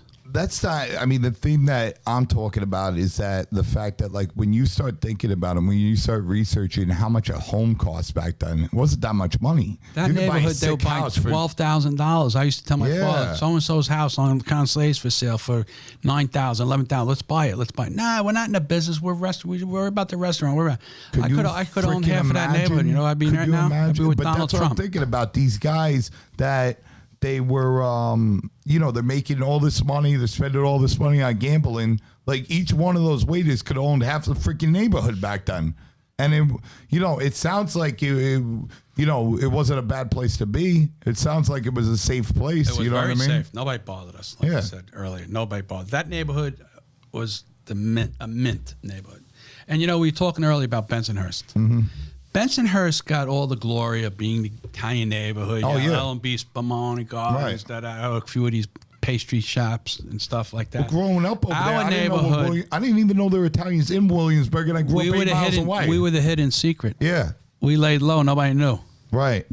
No, I know that, when I first went over there, when I got to know everybody, because I remember sitting in the cafe, John's Cafe on Avenue U, that Johnny Marcello and Carmine all ran. And I remember when the Daily Post article came out that Mario had got, arrested for yada. Yeah. And I remember reading it. So you remember that? I remember I was in a cafe in Bensonhurst reading that. I was probably 17 or 18 years old. And then when I, met the Fortunato family or whatever, I was like, I read this story. And, by that time, Mario had already let go. He sued those guys. He got a lot of money for what they did to him. He's a great guy. Some bullshit I took one of my coworkers there about a year and a half ago. and Mario happened to be there because the grandkid, the son, what's his name? They're all named Biagio. Yeah, he kind of like 18 runs it or works it Biagios. now, so it's tough to get Mario there now. You know? Right. So we introduced him to Mario. He introduced, oh my God, crazy, you know. So every time I put money up to pay him for a coffee, I stand at the bottom. You know, he says, "Your money's no good here." Oh, yeah, I know. They like that. And Joe Leonardi, who works for me back then, he would say, he got in the car, he goes, "Lou, I can't believe the guy did that. How respected you are." I says, "Not me, it's my family. It's a little of everything. We were a local business like he is, and we all respected each other. We all helped each other. Da da da. That's what it's all about." I know, that's what it's about for me. I'm like, I mean, I love all that stuff, and it's, I don't think I paid for a coffee at Fortunato's in maybe 10 years, but send a couple pies over. You know what I'm saying? One hand washes the other. I've done more than enough. Now, do you remember the Galleria? No. On Metropolitan Avenue. You know what Napoli Bakery is? I know what Napoli Bakery is very well. We order all of our bread from there. Okay, so that right next door to that, a couple of stores was the Galleria pastry shop, which opened up after Fortunato's. Okay. So that was a little bit of a little beef. Absolutely. Yeah. That didn't go well. It was really not the way things should be done. Right. It's like you opening up a pizza shop on the next corner from San Marco. Guys always tried to keep their businesses a decent amount away from each other. Sure. So actually, they got pinched too. One of the brothers there went to jail for longer than. What did he do? Do you remember? I don't remember exactly. It was something with gambling or something like that. Something with gambling. Yeah, that's what everybody did. I mean, Mario. I'm pretty sure. I mean, and you could fucking just Google search Mario Fortunato, find out for yourself. But I'm pretty sure that. I mean, he ended up suing the state, ended up suing the feds, and he got paid. So another story I'll tell you, just about the neighborhood and how we respect each other's businesses, so on and so forth. So. Tadoni's was the deli. Okay. I don't know if you remember Tadoni's. I wasn't around for that. Okay, so where I'm talking on Metropolitan Avenue across from like Napoli, but like where the dentist office is on Metropolitan Avenue and Longmont Street? Sure. Like where Jimmy T's office is? Yes, I know exactly where Jimmy T's office is. Right. So Tadoni's was there.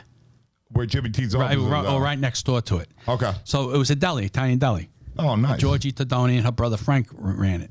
Right. So Georgie Tadoni used to get up at 3:34 in the morning, and she'd go downstairs. She lived in the building. She'd walk downstairs, and she would make fresh mozzarella. Okay. So in Crisci's probably about 9:30 in the afternoon, the phone would ring. It'd be Georgie. If I picked up the phone, my brother, my father, whoever was there, picked up the phone. How many you need today, Louis? So I tell her, give me 12, give me 15, give me 16, depending on what I knew how to make. Right. So she would actually have one of the guys that worked there walk it over and bring it to us. Then about 4:30, 5 o'clock in the afternoon, that was just for lunch. 4:30, 5 o'clock in the afternoon, we get a phone call again, Georgie. How many you need? Give me another 15, give me another 20, Friday, Saturday night, whatever. The guy come, deliver the fresh mozzarella. So she made fresh mozzarella. She used to smoke mozzarella in a garbage can in a little alley. Jeez, yeah, the cold smoke, yeah. A little alley there. She used to smoke the mozzarella. Something we used to get some smoke too. Right. But just to show you how we all helped each other and worked for each other, And she was such an elegant old lady. She got to be an old lady. Her hands, you shook her hand, she'd crush your hands.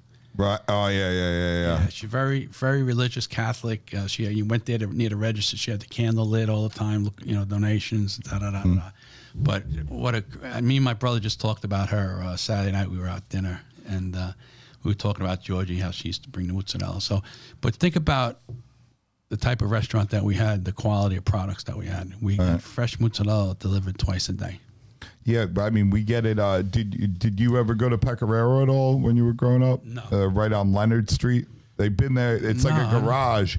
Okay. They've been making mozzarella there for. Leonard. It's Leonard and DeVoe. Oh, so well, that's where Patty lives off of DeVoe, because you go on the other corner is Fortunato's. Right. If you go down the street, so they're right next to I don't know that. where the library is. Well, it's a garage. The Tito's father started it, I don't know, 40 years ago. and or more, maybe. I don't even know. They got like, it doesn't even look like it's a business. They got this little worn out sign. And how I found out it was even a thing was this woman that I know from the neighborhood that runs a real estate company, Annette Lamato. I had passed by it because, I'd be going to Fortunato's, I'd be walking back to Metropolitan, and I'd see it, and it said, Pecoraro, like tiny sign, only this big.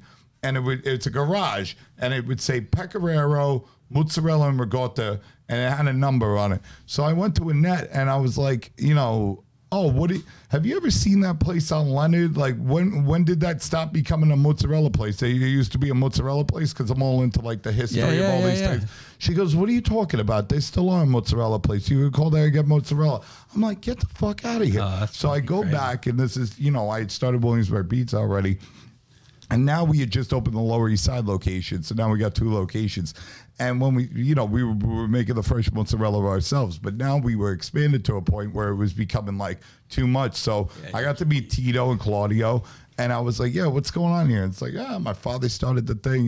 We've been doing this. They actually just opened a really cool shop next door to it that's on the street, that's on the corner. And they're doing Roman style pizza, and they have all these amazing Italian products and whatever. They make mozzarella in the window there. But they get the curd from upstate. They do it fresh every day. They got like a little workforce in there, and no one really knows about it. It's I didn't know about crazy. It, like Vinny Rotolo's been like breaking my calzone for really? You sent him some for years. Well, no, he's like trying to like be like, how can we get this in Vegas so I can use it in the pizza shop? This and that. No, he knows how to make his own, but he's like, I want the Brooklyn mozzarella. Tito doesn't want to deal with it. Claudio doesn't want to deal with it. But we were like, yo, if you could make this for us fresh every day, I mean, we'll buy a bunch of mozzarella from you. And that's how we've been doing it for probably like 7 years. And, we get all the meat from the butcher shops in the neighborhood. We get our bread from Napoli Bakery. So it's like, I'm not from Williamsburg, but you know a lot about it. I fell in love with it. And I mean, one of the things that happened was, the Feast of San Polino, the Giglio Feast. Mm-hmm. I saw that, and I was like, how does the whole world know about this? This is a real feast. How high is that statue? So the statue is 20,000 pounds.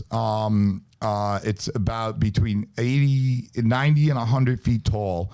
And, these guys, look up Giglio Boy Deform, or no, look up Giglio, Giglio deformities, and then go into the image, and you'll see like an image of a guy with a like kind of like a camel bump on his shoulder, and then click on that picture, and there's a bunch of pictures because some doctor studied it. So these guys, it's like kind of like a religious rite. So they carry this thing around, but it makes you deformed. Years and years of doing it. You get this bump, it doesn't go away. Patty Alaka has that bump. Yeah. Patty Alaka for his whole time. Some of these guys, my boy Mikey over there, he just got his surgically removed, but it's already back from doing it like another year. Bro, it's freaking crazy. And, it's the oldest feast in America. You know what I mean? Did you guys go to the thing? Well, we were open for business, so I used to go, like, again, show up. It wasn't like and plus, they walked right by Crisci's with it. Right, and they have the bands, the Quest. And then they had to be careful where they carried it, because if you think about Brooklyn and think about electrical wires, they had to really be careful where they went. They had to plan it out. They had to plan it all out. It was strategically planned. People think they just walk around with it, but no, they know, they map it out. They know where they're going. The feast is probably better than San Gennaro. It's a million times better than San Gennaro. Are you kidding me? It's not even a question. No. I mean, I don't know what San Gennaro was back in the day, but you're watching 300 Italian men lift up a 100-foot tall statue and dance it. And this is a tradition that goes back in Nola, Italy, where it came from, to 483 AD. It's over 1,500 years old in Italy. They did it for what the history of it was. Well, most of the Italians that moved to that area of Williamsburg were from that general area. Just out of Naples. Yeah, right. It's hard to find like Sicilian families in Williamsburg. There's like one or two. There's one or two that moved out there for whatever reason, and once in a while you run into like my buddy Giuseppe Vitrelli. His wife is from I don't know, somewhere near Tuscany, something like that. But that's rare, Here they are. There's the Giglio boys. Right here. That's the old one. But look at these guys carrying it. No, go back. There you go. Yeah, bring it over. So did you look up Giglio Boy deformities? Yeah, it did not come up with a lot of stuff. So let me see. Scroll down on the images. There should. Yeah, what's going on, Brady? You need some practice. Brady on this? bunch over here. What's going on? You want to chill out? I'm not gonna chill out, bro. People are watching this thing, and you're ruining their viewing experience over here, Brady. I wouldn't have to do this if you. I gotta. All right, there you go on the left. All right, you're getting there. I'm not gonna full screen it like that because that's how it gets fucked. Okay, and then just scroll down. Can you scroll down or no? And there's nothing. Let me see. You put deformities? No, so take out the feast part and take out the back part. Just Giglio deformities. Yeah, that's not good. Trust me, it's not gonna work. Deformities. I listened to you, man. All right, we'll try again. Maybe you don't know what you're looking for. And then this is what I get. All right. Let's see. Go down. Well, there's a couple. Look, Giglio surgical technique, but don't click Is that on a that. back something with? That's literally all there is to it. No. Those are Let me all go. the Go results. down. That is down. Oh man. I'm gonna Google this right now. Oh yeah. So yeah, I mean it's you know, History is crazy. What else? the history of it is crazy, and then like I mean even as far as the feast. So the Zolo family. So Mario Zolo owns Mario and Sons Butcher Shop, and then you know his nephew owns Metropolitan Fish Market, which is still there. You know they do the big fish thing, the soft shell crabs out of control, the shrimp, the raw bar. You know what I'm saying? They do all that. You don't see that at the You other don't see that at festivals. the Mulberry Street no and more. then the guy who owns the lawyer guy that owns that Delmonico's, what is it called? The steakhouse over on Leonard, up north. Is it Delmonico's? I think it's Delmonico's. Yeah, he runs this thing called DEE Best Calzone, right? Fried. Oh, they do the fried calzone. They've been doing That's it what- apparently. when I grew for up, years. that's all we had was fried calzones.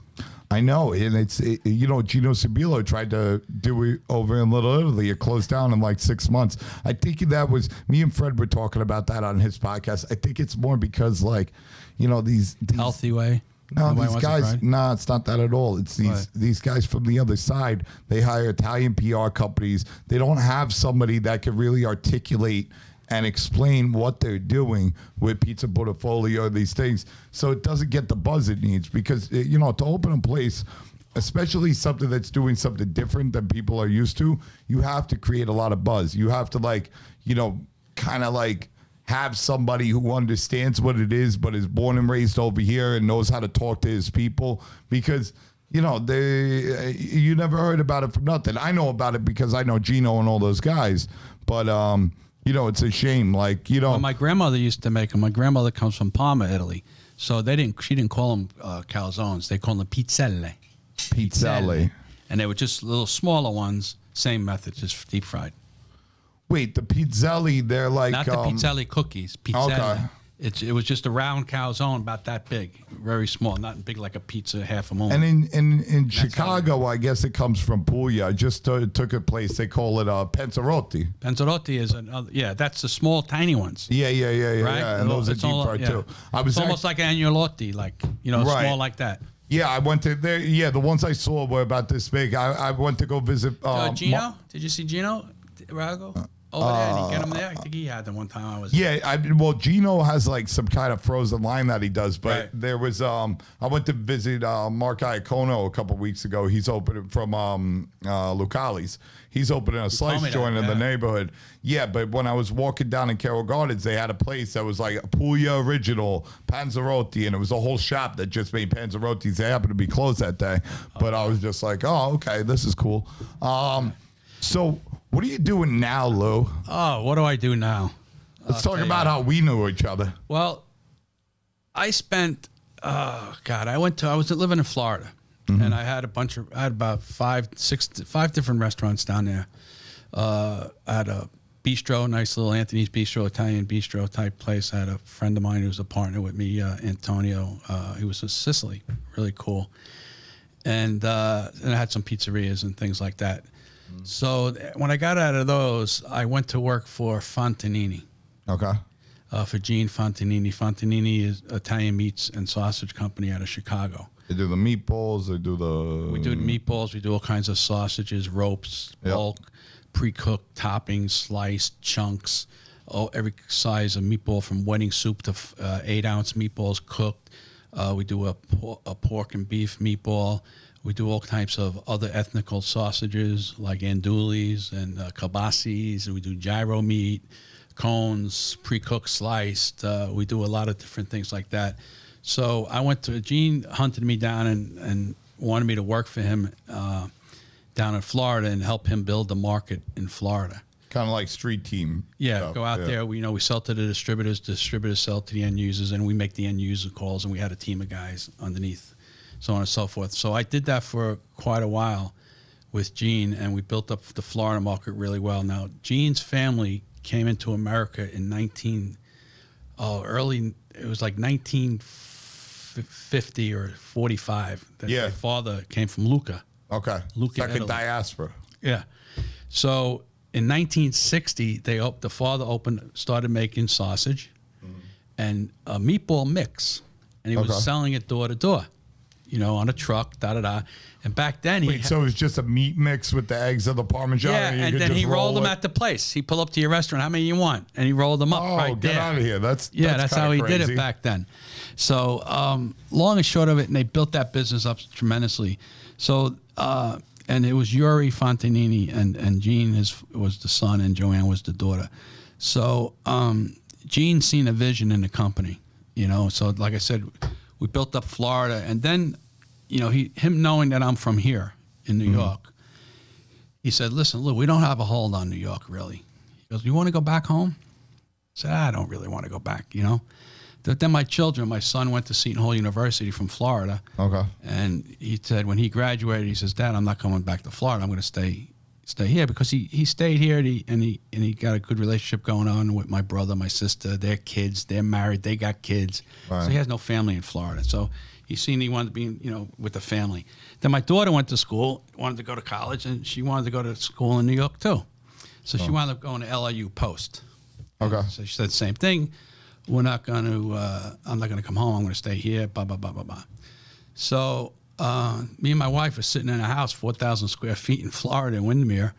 And my wife looks at me, "What are we doing here all by ourselves? Do you want to go back?"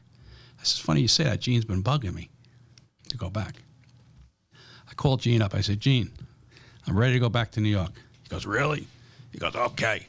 Call up, do whatever you got to do. I'll tell Joanne, get a mover, do whatever you got to do. Just let me know when you're going to be there." Mm-hmm. Next thing you know, I'm calling a mover. I'm loading the trucks. Boom, boom, boom. I come back to New York. So I came back to New York with Fontanini, and we kind of had to rebuild the sales force here. So I was a regional manager, and I handled the whole state of New York for Gene, from Long Island up to Buffalo, the whole shit and caboodle. State of Connecticut and the whole state of New Jersey. So I had 9 guys underneath me that we all worked together and build the business up together. So I had to revamp it all up, da-da-da-da-da. And then, I've been in this crazy other side of the food business that, I know the restaurant side. Now I know the manufacturing side. Mm. So, then every year we're at the Pizza Expo. I'm getting to meet all the guys, you and this guy and Vinny and Gino and so on and so forth. The list is so long. And it's just, I have a passion for it all. And, I've been in a million different pizzerias. I've seen everything from, you can't explain how they do it, to unbelievable type of pizzerias throughout the whole country.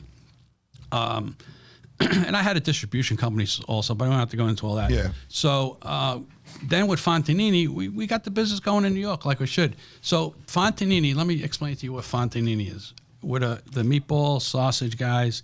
We're the #1 protein company in that industry. And the pizza industry. Pizza industry. When you look at the pizza industry, there's 3 key, to me, and we have some argument with a couple others we could throw in there, but the staples of the business when you go to Pizza Expo, you see the Fontanini booth is one of the biggest there, one of the busiest there.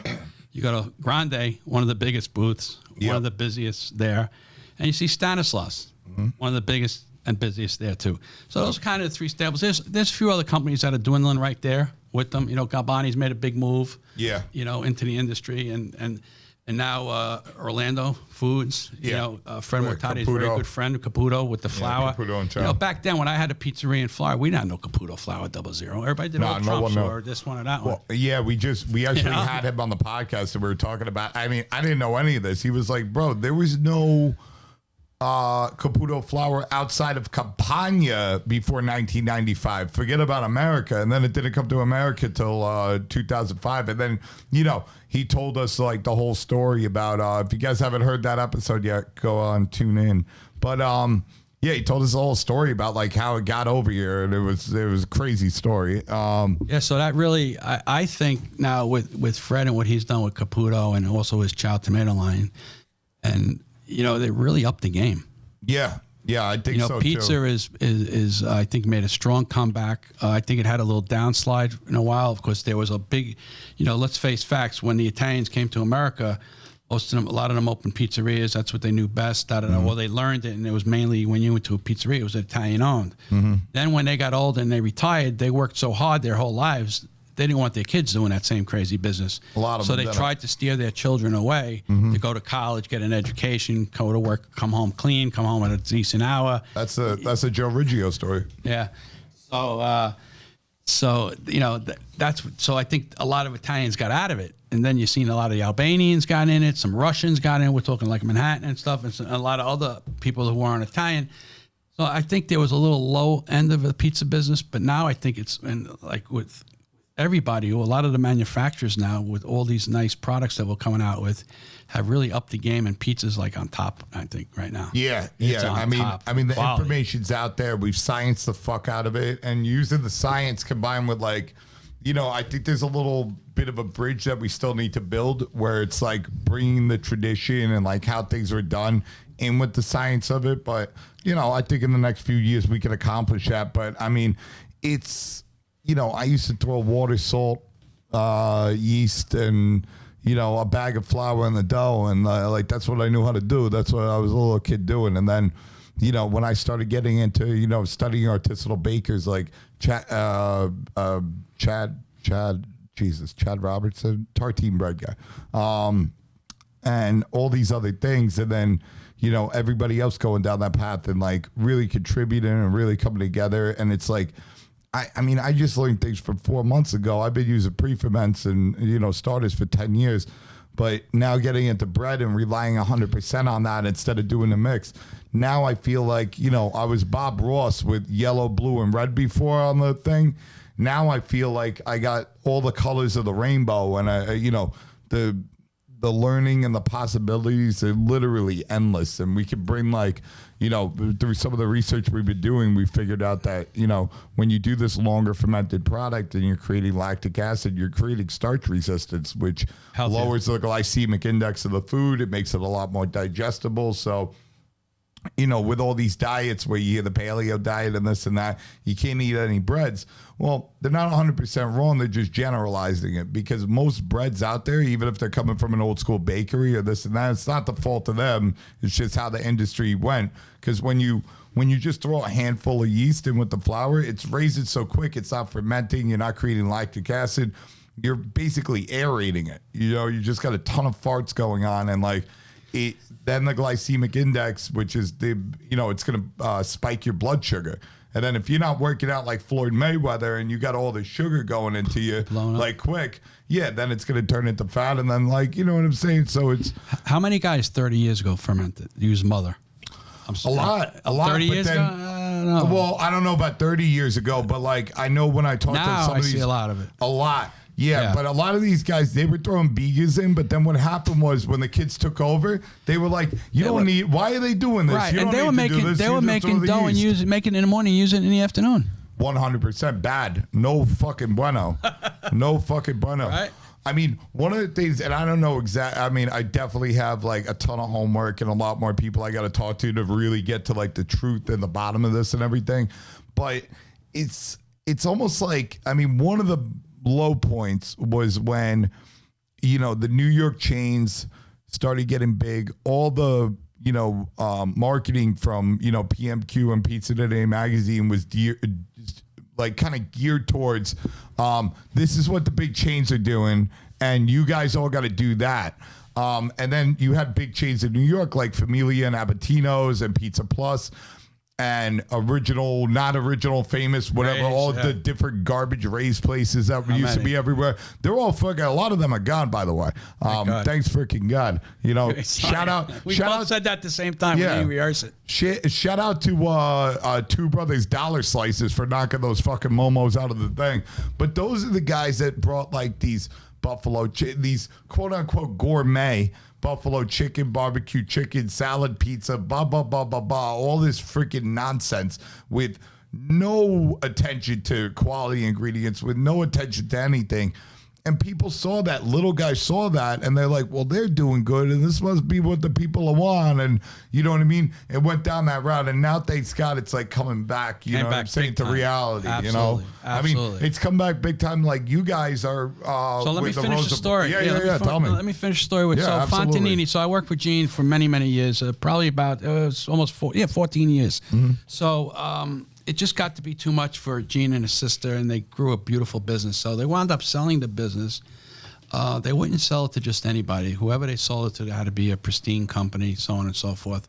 Yeah. They wouldn't sell it to a hedge fund company or so on, because it was their last name. They're very proud of it. They're from Lucca, Italy. You know how the Italians are so proud. So Hormel's approached him numerous times, and he turned them down. But then he finally decided, you know what, it's time to sell it and move forward with their lives. So they went back and forth with Hormel for a while, and Hormel wound up purchasing Fontanini. It was a little over 4 years ago. Okay. So Hormel took the entire Fontanini sales team under their wings. And when Hormel buys a company, and when they buy a company like they own Skippy Peanut Butter, Holy Guacamole, we just purchased Planters Peanuts.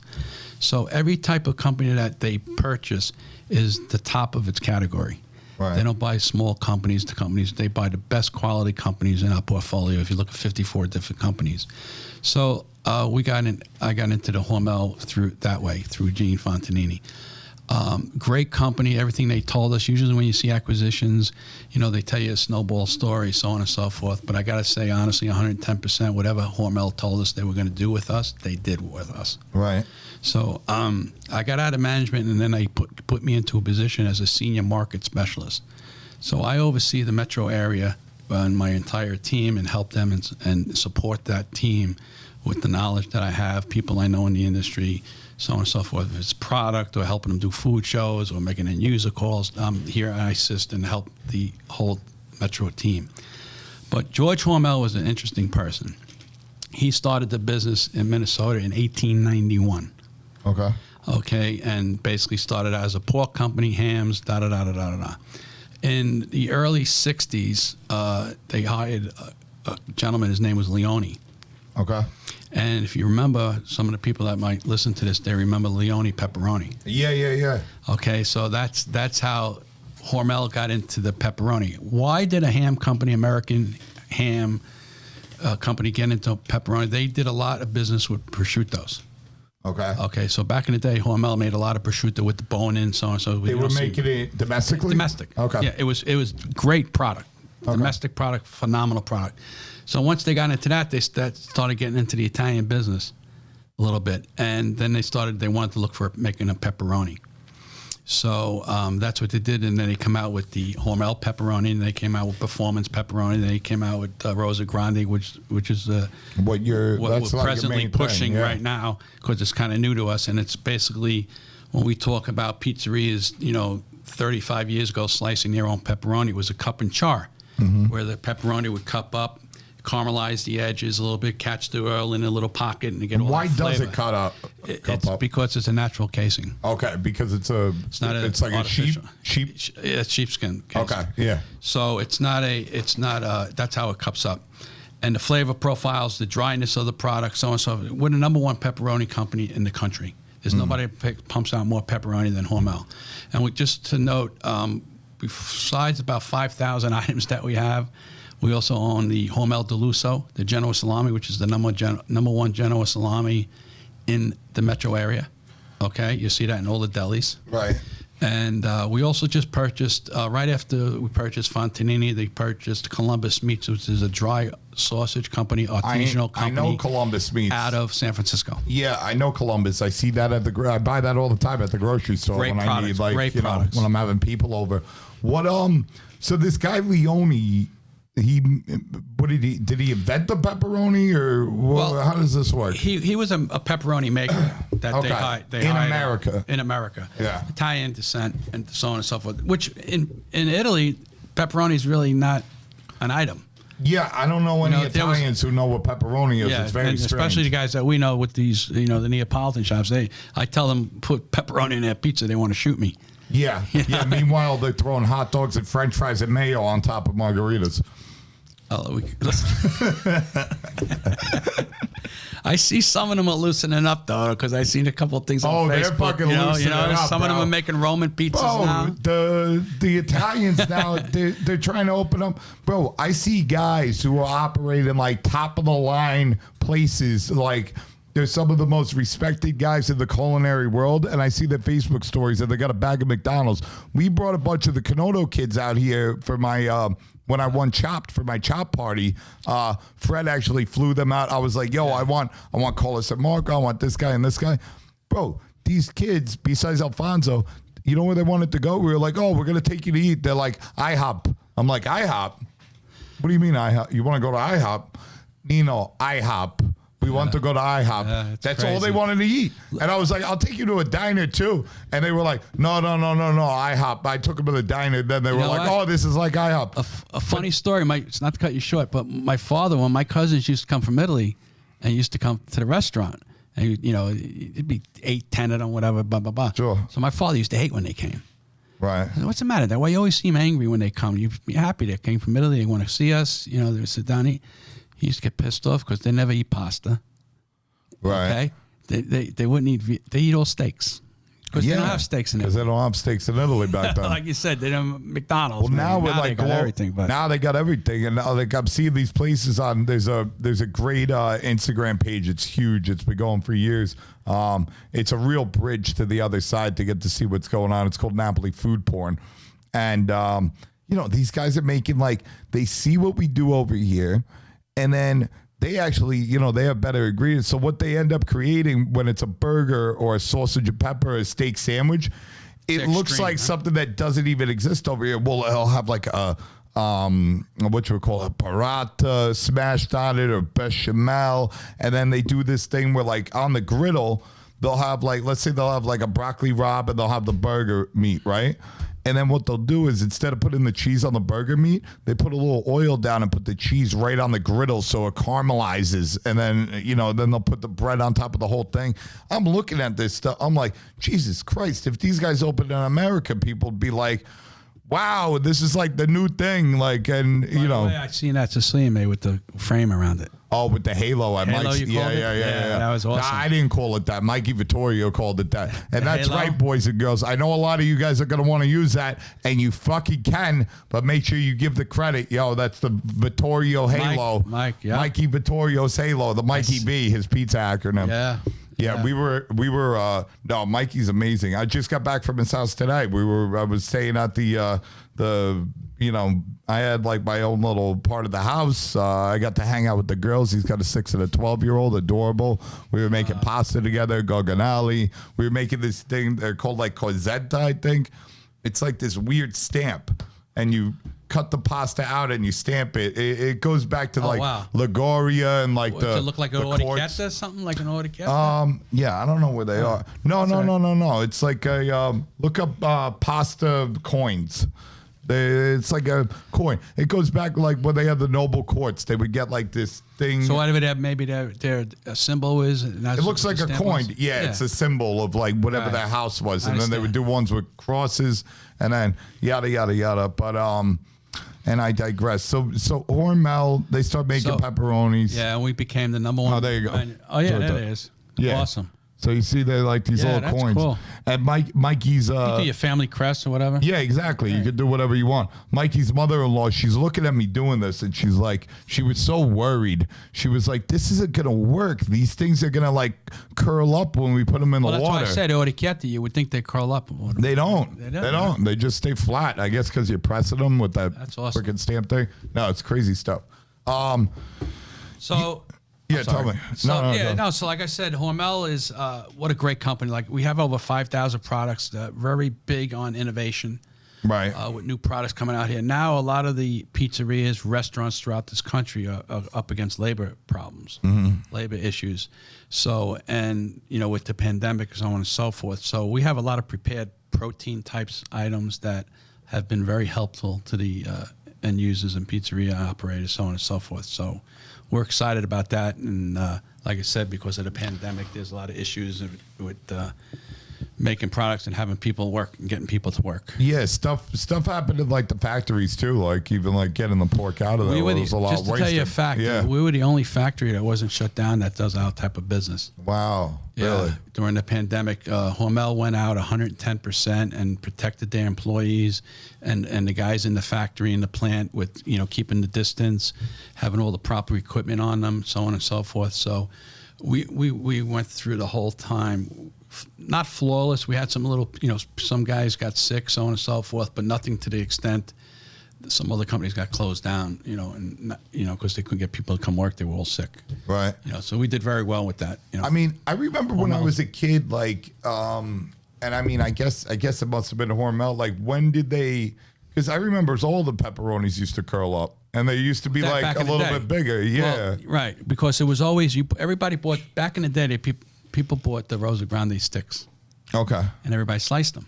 Right. So that's basically Prince Street Pizza. Well. Okay, Sure. Slicing their own. Yeah. Tony Gemini slicing his own. Yeah. You know what it's like slicing pepperoni? I don't have to tell you. I've done it a lot. It's horrible. It's a Right? horrible fucking Right. ordeal. So natural And casing. it's not gratifying. Natural casing, right? Da da da da da. Then this might be before your time. We still make it. It's called a yardstick, 3 foot longs. Okay. But we did that in Those an are fatter though. No. Oh, no. Okay. A little fatter than the Rosa Grande, Yeah, okay. a little bit, but not like a performance and a bold same. So the 3 foot yardsticks used to get a case of that. It was like 6 sticks in a case, Right. and you used to have to slice that, and that was an artificial casing to make it long. Okay. Big, so you would have all that hard work going back and forth with the little ones. Then they used to fall, not stand up. At least the yardsticks, you can cut them, stack 3 or 4 of them on the slice, and you pretty much hold them. They're going pretty even compared to holding those sticks are always jumping around. You can get cut and stuff.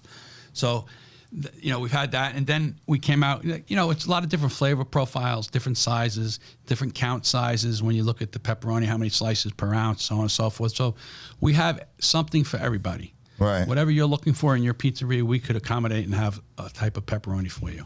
I wonder, and I'd really like to look into this, because like it's what I always say is that and this is just from my memories, but I remember when I was a kid, when I first started in the pizzerias, they had pepperonis that were about that big, maybe, and they would curl up and they would have oil in them, and nobody in the market, like people started, you remember the napkins on the pizza and this Yeah, and that? because everybody's grease was bad.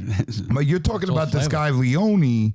I mean, was there even artificial casing when he was making them? There probably wasn't. No, I don't think there right? was. I mean, honestly could. You I'm couldn't tell me guessing, when, but I'd it's a imagine. good guess. Yeah, I'd imagine like artificial casings probably weren't even invented till the 80s or the 90s. It's at least. collagen. It's collagen. Right. Right. So yeah, it's because like I remember these like bigger pepperonis, whatever. I don't know. Well, a maybe lot of it's guys, something we make the sandwich style pepperoni, Okay.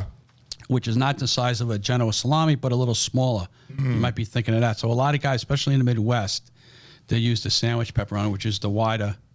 Yeah. I've seen that. There's a Wider. few. What is it? Principe makes a bigger Yeah, and pepperoni Hormel, we like make that. We make it also. Yeah. Yeah, that's There's a lot of guys out there that make it. Yeah. Right now, there happens to be a little bit of a shortage on pepperoni with the demand on pepperoni. really. A couple of other companies are having some issues with pepperoni and put a burden on us and pulling a lot of inventory. So we're in a little bit of an allocation part of it. So hopefully we muscle through that, because pepperoni is not something like making an Italian sausage. Mm-hmm. It takes time. So it's something that has to be air dried, hanged, so on and so forth. So you can't just say, okay, we're running short, let's run it, 24/7 and make a ton of it, da-da-da. It doesn't work. You still got to air dry it. Yeah. It's like Genoa salami. It's like, prosciutto, you got to dry prosciutto. it. Yeah, there's only so much. There's only so much space to air dry them too. Right. You know what I mean? Yeah, That's got to be an issue. So your back's against the wall when it comes to that. So when's the Rosa Grande product drop originally? When did it? What do you mean? Or drop? like when did it come out? It actually been out for a number of years. Okay. It just made a big comeback now with what we said earlier with the pizzerias. Getting better with the 00 flour, with Italian tomatoes more and more. It all kind of started with Prince Street. I mean, Prince Street was a driver. That's I told you earlier. Big driver. They were cutting their own and they couldn't cut it no more. And Right. they said they came to Hormel and one of our colleagues, Jim Berkeley, who handles that account, went to Hormel's executives and said, "This is what we need." Da da da da da, and they went back and forth with some sampling and what they wanted. Da da da. And we came up with it. It was the 8 count. Which is the thickest. You're talking about the pre-cut circles, pepperoni, right? Yeah, so where it's a thin and the right. So 8 count means it's 8 pieces per ounce. Okay. Okay. Then we do the other one, which is the 20-24. So it's 20 to 24 pieces per ounce. Okay. Okay. So between that and that, yeah. And then like the guys mix that out. Typical pepperoni is 14, 16. Okay. Okay. And one thing about Hormel, we don't private label anybody's product. We only make our own product for our own. That's it. We don't private label because there's so much distributors out there that do private label product. And what happens with private label product, a lot of the sales reps out there will tell you, "Oh, it's the same thing. It's the match to Hormel." Mm-hmm. Or you own pizzerias your whole life. How many people come to you and say, "Oh, this cheese is the match to Grande"? Bro, those people get fired from Grande. Grande's fucking gangsters. Right. They fired Roma back in the day. How many people came to you and say, "This is a match to Alto Cucina, 7-Eleven tomatoes"? Those people, they take a walk. How many matches to Fontanini meatballs? Right. Fontanini shaved sliced sausage. There's no matches to any of those companies. Yeah. Nobody can match any of those companies. They're the best of the best. Right. And Hormel doesn't private label anybody. So if anybody's telling you Hormel makes that product, then it's not the truth. Got and it, you buy a USDA number, tells all. Look up the USDA number, see who makes the product. So what's kind of like, I mean, is there, I don't know a lot about it. I don't know how much, like, is, like, where does this stuff, like, kind of like, you were talking about the air drying and everything like that. Is there anything else, like, maybe, like, I don't know, or people don't know about the product that's, you know what I'm saying? Not really. No, not really. It's a pork product, seasoned, dried, and hung and done. Hung and done. Yeah, it's secret Chinese, it's secret Italian I can't get into that. We can't get into it. Yeah. But, Hormel does an interesting thing when we raise our pigs. They're humanely treated correctly. We try to treat them as good as we can. We don't overpen them or do anything like that because then they fight with each other. They eat each other. Right. Everything is calm, cool, and collective with Hormel. We treat them like almost a people. So that's really good to know. Yeah. So, and because by doing that, when you keep the pigs, and I'm still learning about this, but when you keep the pigs more on the subtle side and not getting crazy with each other, they don't develop any more fat, so on and so forth. We have specks on our bellies and the skin on the fat on the skin of the pigs, so on and so forth. They get into real technical stuff that I'm still learning, but it's pretty unique and it's pretty interesting. We have in Minnesota, when we first went for training, when we were making the switch over, they brought us to the factory. It's 1 million square feet. Jesus Christ, 1 million square feet. Yeah. I can't even imagine how big that is. It's crazy. When we toured, they took us the whole day to tour that plant. And when you see the pigs coming in on the trucks, on the back end of the building, you're looking down the road, and it's flat roads. Minnesota's flat. It's the first time I was ever there. Yeah, Midwest. Yeah, right? It's Austin, Minnesota. And you look down there and you see tractor trailer. You can't see the last one. Jesus Christ. That's how many tractor trailers. I think we slaughter about, just in that facility, about 22,000 a day. And did that ever get like gunked up during the pandemic? No, like we ran smooth. Like I said, yeah, you were we the only legit. ones. Because Yeah. I remember there were some companies. I don't want to mention other names. Names of companies, sure, but there were companies that shut down, not by the government, but they had to because of they didn't have people because everybody got sick. Mm-hmm. You know? I remember, you know, when this was going on, just hearing stories about like, you know, all these pigs just got killed and buried and not processed and not brought to the market because you still have to euthanize them. You know? Yeah. I mean, it was crazy, and we were like, oh God, where's the freaking pepperoni gonna come from, and this and that. Like, I know a lot of people. It's starting to get like that again because there's been some other issues with other companies. So, well, what's going on with I mean, you guys are a domestic company, so does this like this? We're actually a worldwide company. Not many people think of right, that, but you're located, but domestically. Saying like pepperoni's all domestic, right? No, I'm saying like Hormel plants are in America. Yeah, well, we have some overseas too. Right, but we're the big spam guys, right? So, are you bringing products from overseas to the American market? Not that I know of, and I'm not really into that section. So, my question is that so you guys aren't really affected by you know, I've been talking to some importers, and the price of the containers is going through. No, the that's roof. Crazy. And to a good point you just made, remind me, like swine flu fever. Swine flu was a big threat, and China had it like crazy.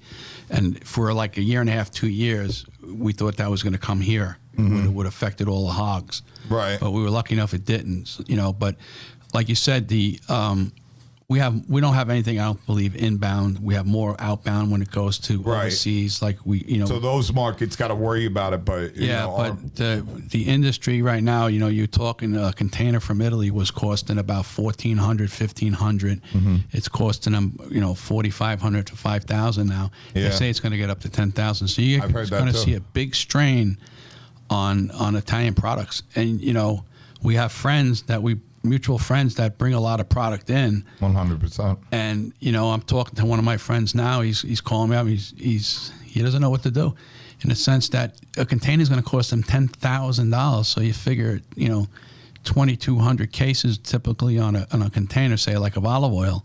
You're looking at $5 a pop, more expensive per case, right? Yeah, at least. You know, if I'm doing my math right. So we don't know what's going to happen. You got to look at Italian tomatoes. You got to look at flour. You got to look at olive oils, balsamic vinegars, the pasta.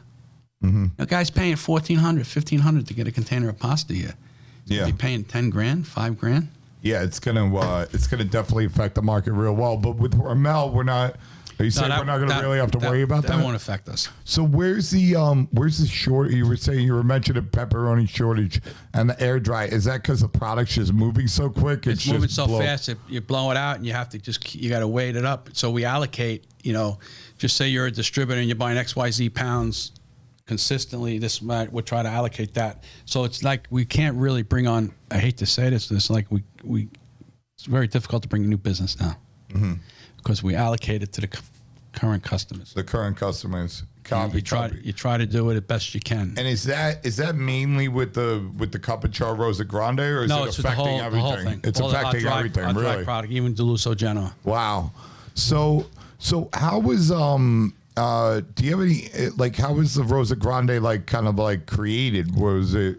You know, you saw like obviously they saw like a thing in the industry where they were like. Well, I think it was when pizza started making a comeback again, and when we went to, you know, that was the traditional pepperoni was cup and char. Sure. Yeah, okay. So it kind of went away, like you said earlier. It was oily on top of the pizza. You know, these yuppies. People were bugging health out. conscious, don't want it. Cholesterol. Even all the Italian ladies, they were like because they were reading the same stuff. They're Putting like, we got napkins on the thing. You know. So everybody went to inexpensive pepperonis and the flat that just laid flat there. Sure. So all the private label stuff, a million different companies out there, all price stuff. Looked orange, looked fatty. Didn't you know it? You've seen them all right? 100%. I'm sure you bought certain distributors' product, private label. It was disgusting. Yep. So that was a run for many years, and then like I said, we said earlier with Prince Street coming, you know, and it's not only Prince Street. There's a lot of others, you know, there's a lot of nice hot pizzerias from the Midwest now. Well, the Midwest never lost the cup and char pepperoni. They held Buffalo too. Yeah, well, Buffalo. Well, it's the Rust Belt.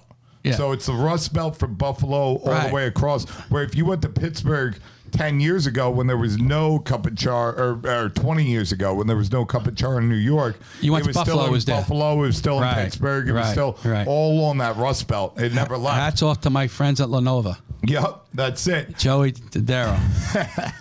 The Tadaro family. The Tadaros from Buffalo. So yeah, but I feel like they had like a smaller cup than we did.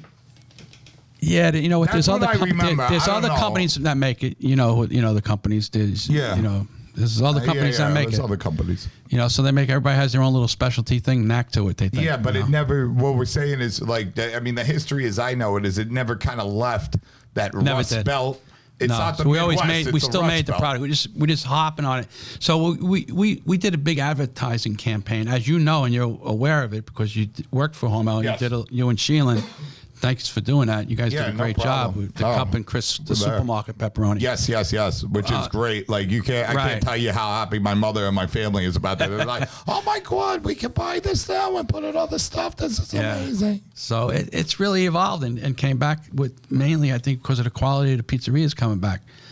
What kind of marketing have you been into? I know you guys were at New York Pizza Festival that I was in, but do you got any like? Yeah, you well, know- we're going to be doing the pizza expo Yep. in Las Vegas in August. Hopefully, God willing, it goes off. I think this time it's going to hit.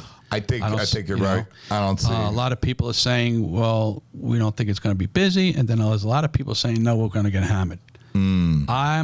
I think we're going to get busy as heck because think we're everybody gonna get wants hammered. to get out. Yeah. Everybody wants to get out. And I mean, with the vaccine at this point is, I mean, how many are we up to? We got to be 6, 7. We're New York here, we're less than 1% now. Less than 1% isn't Yeah. vaccinated. No, that's getting sick. Oh, yeah. But Less I'm than saying, 1%. I think there's but been, we're like 35%, I think, vaccinated. Yeah, I mean, I keep on vaccinated. Brady, get those numbers for me. The how many vaccine doses are distributed and the percentage, because like I hear these percentage like 35%, and then I see on the news where it says it's like 700 million doses, and even if it's 2 shot, there's only 350 million people in America. But there's only a lot with one shotters. Huh? I think when you look at the numbers, going to be a lot with just one shot so far. Okay. So think the that's- second shot's like kind of coming. Bring it up over Yeah. the top. But we're excited about Pizza Expo. We're going to be rolling out and doing our Happy Little Plants. Happy Little Plants is a new label we developed with a plant-based pizza toppings. Okay. So we have an Italian crumbled pizza topping, we have a cheese chorizo pizza topping, and we have pepperoni pizza topping. These are all vegan. Plant-based. Right now, the Italian crumble and the chorizo chunks are vegan. Okay. Going to have the vegan label on it. And also, the pepperoni is not vegan yet. We're redoing the formulation on the pepperoni. And once that's done to our likings, that will have the vegan label on it also. So we're excited about the Happy Little Plants. Oh, that sounds amazing. Yeah, so 37%, 42. Okay. I guess that makes sense. Yeah. 274 million doses. 2 million a day. Yeah, by the time we get into August, We should be clean. We should be ready to go. I think it's going to be super busy. Oh, I think it's going to be busy And then too. right after that, we got the Pizza Pasta at Atlantic City. Yeah, what day is that? That's in October? Okay. October, I think. 16th, I believe, something like that. That's gonna be fun. I mean, I was so happy when they brought that back because that was around when I first started going to shows. Right. They would have the Vegas and the AC. They got rid of the AC, and AC. I mean, it's not around the corner, but you know what I'm saying. Like I jump in the car, I take a nice little like Sunday 2-hour drive, 2.5 hour drive. I'm there. And it's, I think it's a really great location. I think we have, I think it's been kind of squandered, the opportunity. I mean, I want people to know, for those who don't know out there, because the numbers are kind of crazy. Lou over here, he says he covers the metropolitan area. Right. And what a lot of people don't understand is that it's something like 60% of all the pizzerias, big chains, franchises, everything, are located in that metropolitan area, along with 70% of all the independents out there. And now when you start adding like next door neighbor states like Rhode Island and Massachusetts and Maryland and PA to that list, now the number goes up to like 75%, maybe more. It's completely insane. I'm not pulling these numbers out of my ass. These are numbers that I get from, PMQ magazine and these guys that actually have the data and the censuses to know these information. It's completely insane that how many are right here. And I mean, I see a big problem in the end. I've seen it since I've been going to expos where, like, besides Grande and Stana sauce, I say those are the big two. But probably you could add Fontanini easily to that list. But, like, really, it's Grande and Stana sauce. And they're, like you said, the biggest guys at those, two of the biggest guys on those at the expo, along with Hormel and, a couple other guys. Right. But their entire business model is based on New York and New Jersey. You know what I mean? That's they had street teams out here since the late 70s or the 80s. I've heard the stories from these guys. The Profacci's with Grande. Right. So, yeah, I mean, there's all kinds of stories. You got any Grande stories you could tell? I can't say those. Can't say. All right. So, but like when I go to Pizza Expo, especially when you see like these newer companies that like they're coming up with some solution. Whatever that solution may be. How many? And they're like, there's been so many I've seen come and go. And you don't see in the second year. And you don't. And the whole business model is based on, well, if we get, 5% of the pizza boxes or whatever it is, whether it's a spice packet or whatever it may be. But really what they're catering to is they're catering to the big chains and they're catering to the big four. There's a lot of big chains out west because their idea is that, like, all those shops in New York, New Jersey, Long Island, Connecticut, they're one or two unit, they don't have more than one or two units. Absolutely. They're independent. So let's just get in the big chains, because we make that one sale and it turns into like a big prize. The reality of it is what ends up happening is now you don't have products that are 18 or 20 inches or 22 inches. You don't have solutions that work for us, and we're the biggest piece of the pie. You know what I mean? Well, they're looking at it one way. I'm looking at it like, yo, you guys are idiots. You guys you're alienated 75% of the entire pizzeria industry. You want to talk numbers? I don't hear that number being talked. You're talking about all the pizzerias in America. And then your business plan is to go out to independents or to go out to big chains instead of going to the independents that make up 70% of the market. Didn't one of them just come out with a new product? There was something. What the heck was it? I don't know. Something about the 00 flour, maybe. We'll take, what is it? The Nuvola or? No, somebody came out. One of the chains came out with something new. Who the fuck knows what the hell they're doing? Those guys are momos. They need if any of you momos need some consulting, give me a call. Nino Caniglio. I'll fucking set you guys straight. When I lived in Orlando area, that's like one of the capitals of franchise building in the country because there's so many different people there. So the whole idea is that they're capturing not like, listen, New York's the melting pot. We have every nationality that walks through these streets every day. But Orlando has become that too. Right. So a lot of the startup and the chain businesses started there, like Darden Restaurants is from there. Okay. So a lot of big companies are from Florida. Firehouse Subs is from Florida. To name a couple.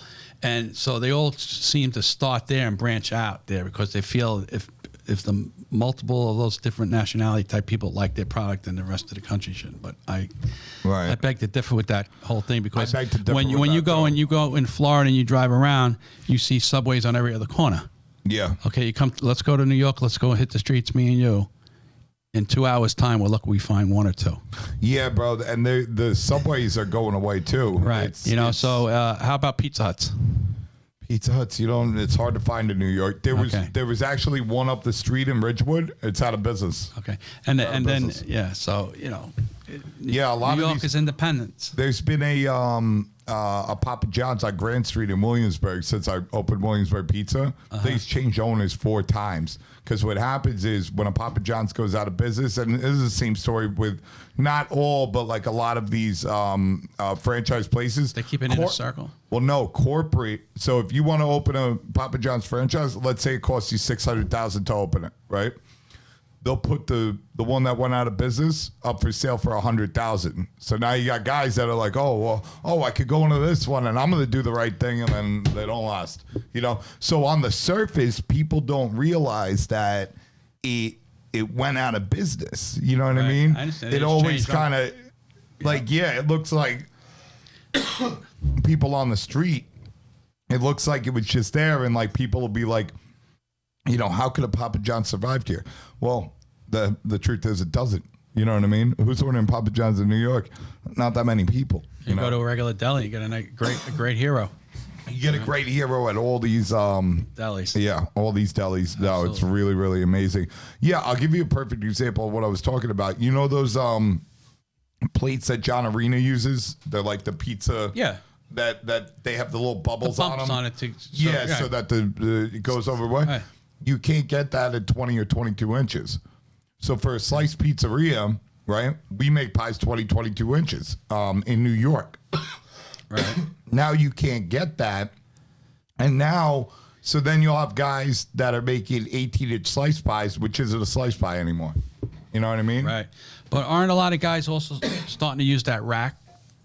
The flat rack that sits up a little bit. Only because we have no choice. Yeah, that's what I'm saying. You know saying. what I'm saying? We have no options. We have nothing being manufactured. I'm almost going to start going the way of Italy, because if I look at these independent places in Italy, they open these tiny little shops, and they find, I guess they're like industrial engineers, to manufacture custom products for them because they got no choice. Right, They're right, so right. small that, Sure. Talking about pizza boxes, before you were saying, a friend of mine was telling me yesterday that one of his good friends from Turkey, Okay. they bring a lot of pizza boxes in from Turkey, and they've been dominating the market for like the last 3-4 years, maybe Really? 5 years, with price-wise, so on and so forth. Right now, the guy's out of business, not bringing any pizza boxes here because of the freight. Oh, yeah. He's not out of business. He does, regular boxes Right, too. but he wouldn't be able to compete in the market. He can't compete in the market now with the price of the containers Yep. coming. So he's out of the pizza box business in America right now. Jesus Christ. And he was one of the prime guys in Turkey doing pizza boxes here. Yo, I can't believe it is so hard. A lot of these paper companies, you can't even get them on the phone. They're like, fuck you. You know what I mean? They don't want to talk to you. I call paper companies because I need solutions for hero bags, for like different things going on. And these guys are like, You know what it is? You got to work your distributor, whoever you use. yeah. You got to get your distributor to get to you, manufacturer rep, like you would come to me. I have that. They have problems too. Like Anthony DeSouza over there in Colorado. Mm-hmm. Was it last week or week before? He calls me up. He sends me a thing on Facebook first. And when can I give you? I said, call me anytime, Anthony. Don't worry, because you get a time change, Sure. He calls me up. There's a little issue. He's not I don't handle Anthony. I know him because of the little circle, how big it's gotten, right? Yeah, he was making pizza at my booth in the New at your York booth Pizza at the Festival. Pizza Festival, right? Yeah. So, I took care of the guy. I took care of it. So for the paper problems, you got to have your distributor get the paper manufacturer's rep in your building and talk to him. And that's how you got to move it forward. Right. If it works, but it should. If the manufacturer rep like what I am and my other colleagues are, we figured a solution out. Do you have any things that you see like in the business as a business insider that like maybe you think could be done better, or like something that would like, if we changed it, it would be beneficial for the community and the industry? What could be better? Quality could always be better. Quality can always be better. Quality could always be better. Freshness. Gosh, I don't know where to even start, I'll be honest with you. Yeah. Man. There's so many things. Things are definitely getting better as far as, I remember buying a POS was like, they were telling you, the first POS we bought for Williamsburg, they were telling me, oh, it does driver tracking and all these things. Then you pay them the money, the POS shows up. I'm like, where are all these things you promised me on here? I can't find them. You didn't sign up for that. No, they're like, we're still in beta testing. We don't have. I'm like, well, on your freaking literature, it says you had it. Like, that's why I bought the freaking system, you momos. Yeah, I remember I bought my first system in a restaurant I had in Florida. It would cost me like $27,000. That's what they were. big screens. Not that and all long shit. ago. Yeah. Oh Now my they're buying God. the little iPads, right? Oh, they don't cost anything. They cost like $1,000 or $2,000, and they have Yeah. like the best software and all this Yeah. stuff. I always found that the POS, if could really manage your business good if you used it. If you know how to use it, and now the technology is getting good where we could just drop in Excel spreadsheets right into Excel. Yeah. We just got like a really crazy thing. It's a full color touchscreen expediter that hangs on like an arm like this, like kind of like a TV arm over the pizza station. So when the orders come in, it has the time on it. It has all the stuff. And it hangs the ticket. You don't need a ticket. That's the what I'm saying. ticket's on the screen. Yeah, it looks on the screen. Yeah, you just look. You're like, okay, large pie, half pepperoni. You bang it out. Now, when you're done, when you put it in the oven, you swipe the thing to the left, and then it goes to another screen at the expedited thing, and like you're done with that. You know, you're talking about what the industry could, how we can get better. You know what I think is a major problem is getting the quality help. Not only getting the help. How many good pizzaiolos are out there? How many young guys at 18 years old want to make pizzas or work in a pizza shop? Well, you know, they're all on their computers. They're all on their cell phones. They're all doing something on the computer. You know, when you look at the service industry in this country, when you look at plumbers, electricians, HVAC guys, tin knockers, construction guys. They make a lot of money these days. They make bank, but there ain't a lot of kids. Now. A lot of kids, they ain't want to get their hands dirty anymore. I think you're going to start seeing changes in that just for the fact that, like, once you realize that you can be an HVAC guy making 150 plus a year, or an electrician making. I got electrician friends that quit the union, started their own thing. These guys are making fucking $500,000 a year. No question. Yeah, No question. You can't get one of these guys. Where you going to get a pizza guy, though? Well, I'll tell you something. A guy picks up a knife. I could tell you in 10 minutes if he's going to be good. Well, here's what you don't have anymore, and I'll tell you the one thing that I really respect these guys for, and I think everybody should emulate them. So these new people, like I call them like the hipster pizzerias, the hipster Neapolitans. So you got Roberta's, Ops, Paulie G's, you know what I'm saying? All those style places, Speedy Romeo's, whatever, So what those guys did is, so traditionally in a pizzeria, unless it's like somebody who's your family or something like that, or somebody that you put out an ad, you're expecting a guy to show up that knows how to make pizza. These guys, and this is happening all around the country because you have all these markets where there isn't pizza makers. Like once you get out of New York and you're in North Carolina, there isn't pizza makers really. So what these guys did was they set up systems and programs where, I applied for Paulie G's before we opened Williamsburg Pizza, and he wouldn't hire me because I had been making pizza for 12 years. Because he wanted it done his way. No, it's not because his way. It's because they have a system in there where everybody learns from scratch. Okay. And that's just, it sucks, but that's just, it's going to be the way of the world. Wow. Well, there's no other way around it. You're going to have to teach people with programs from scratch. You're going to have to, you're going to have to throw away, because if you take a bag of cheap flour costs like $16, all right? Okay. Around $17, $18, whatever it is.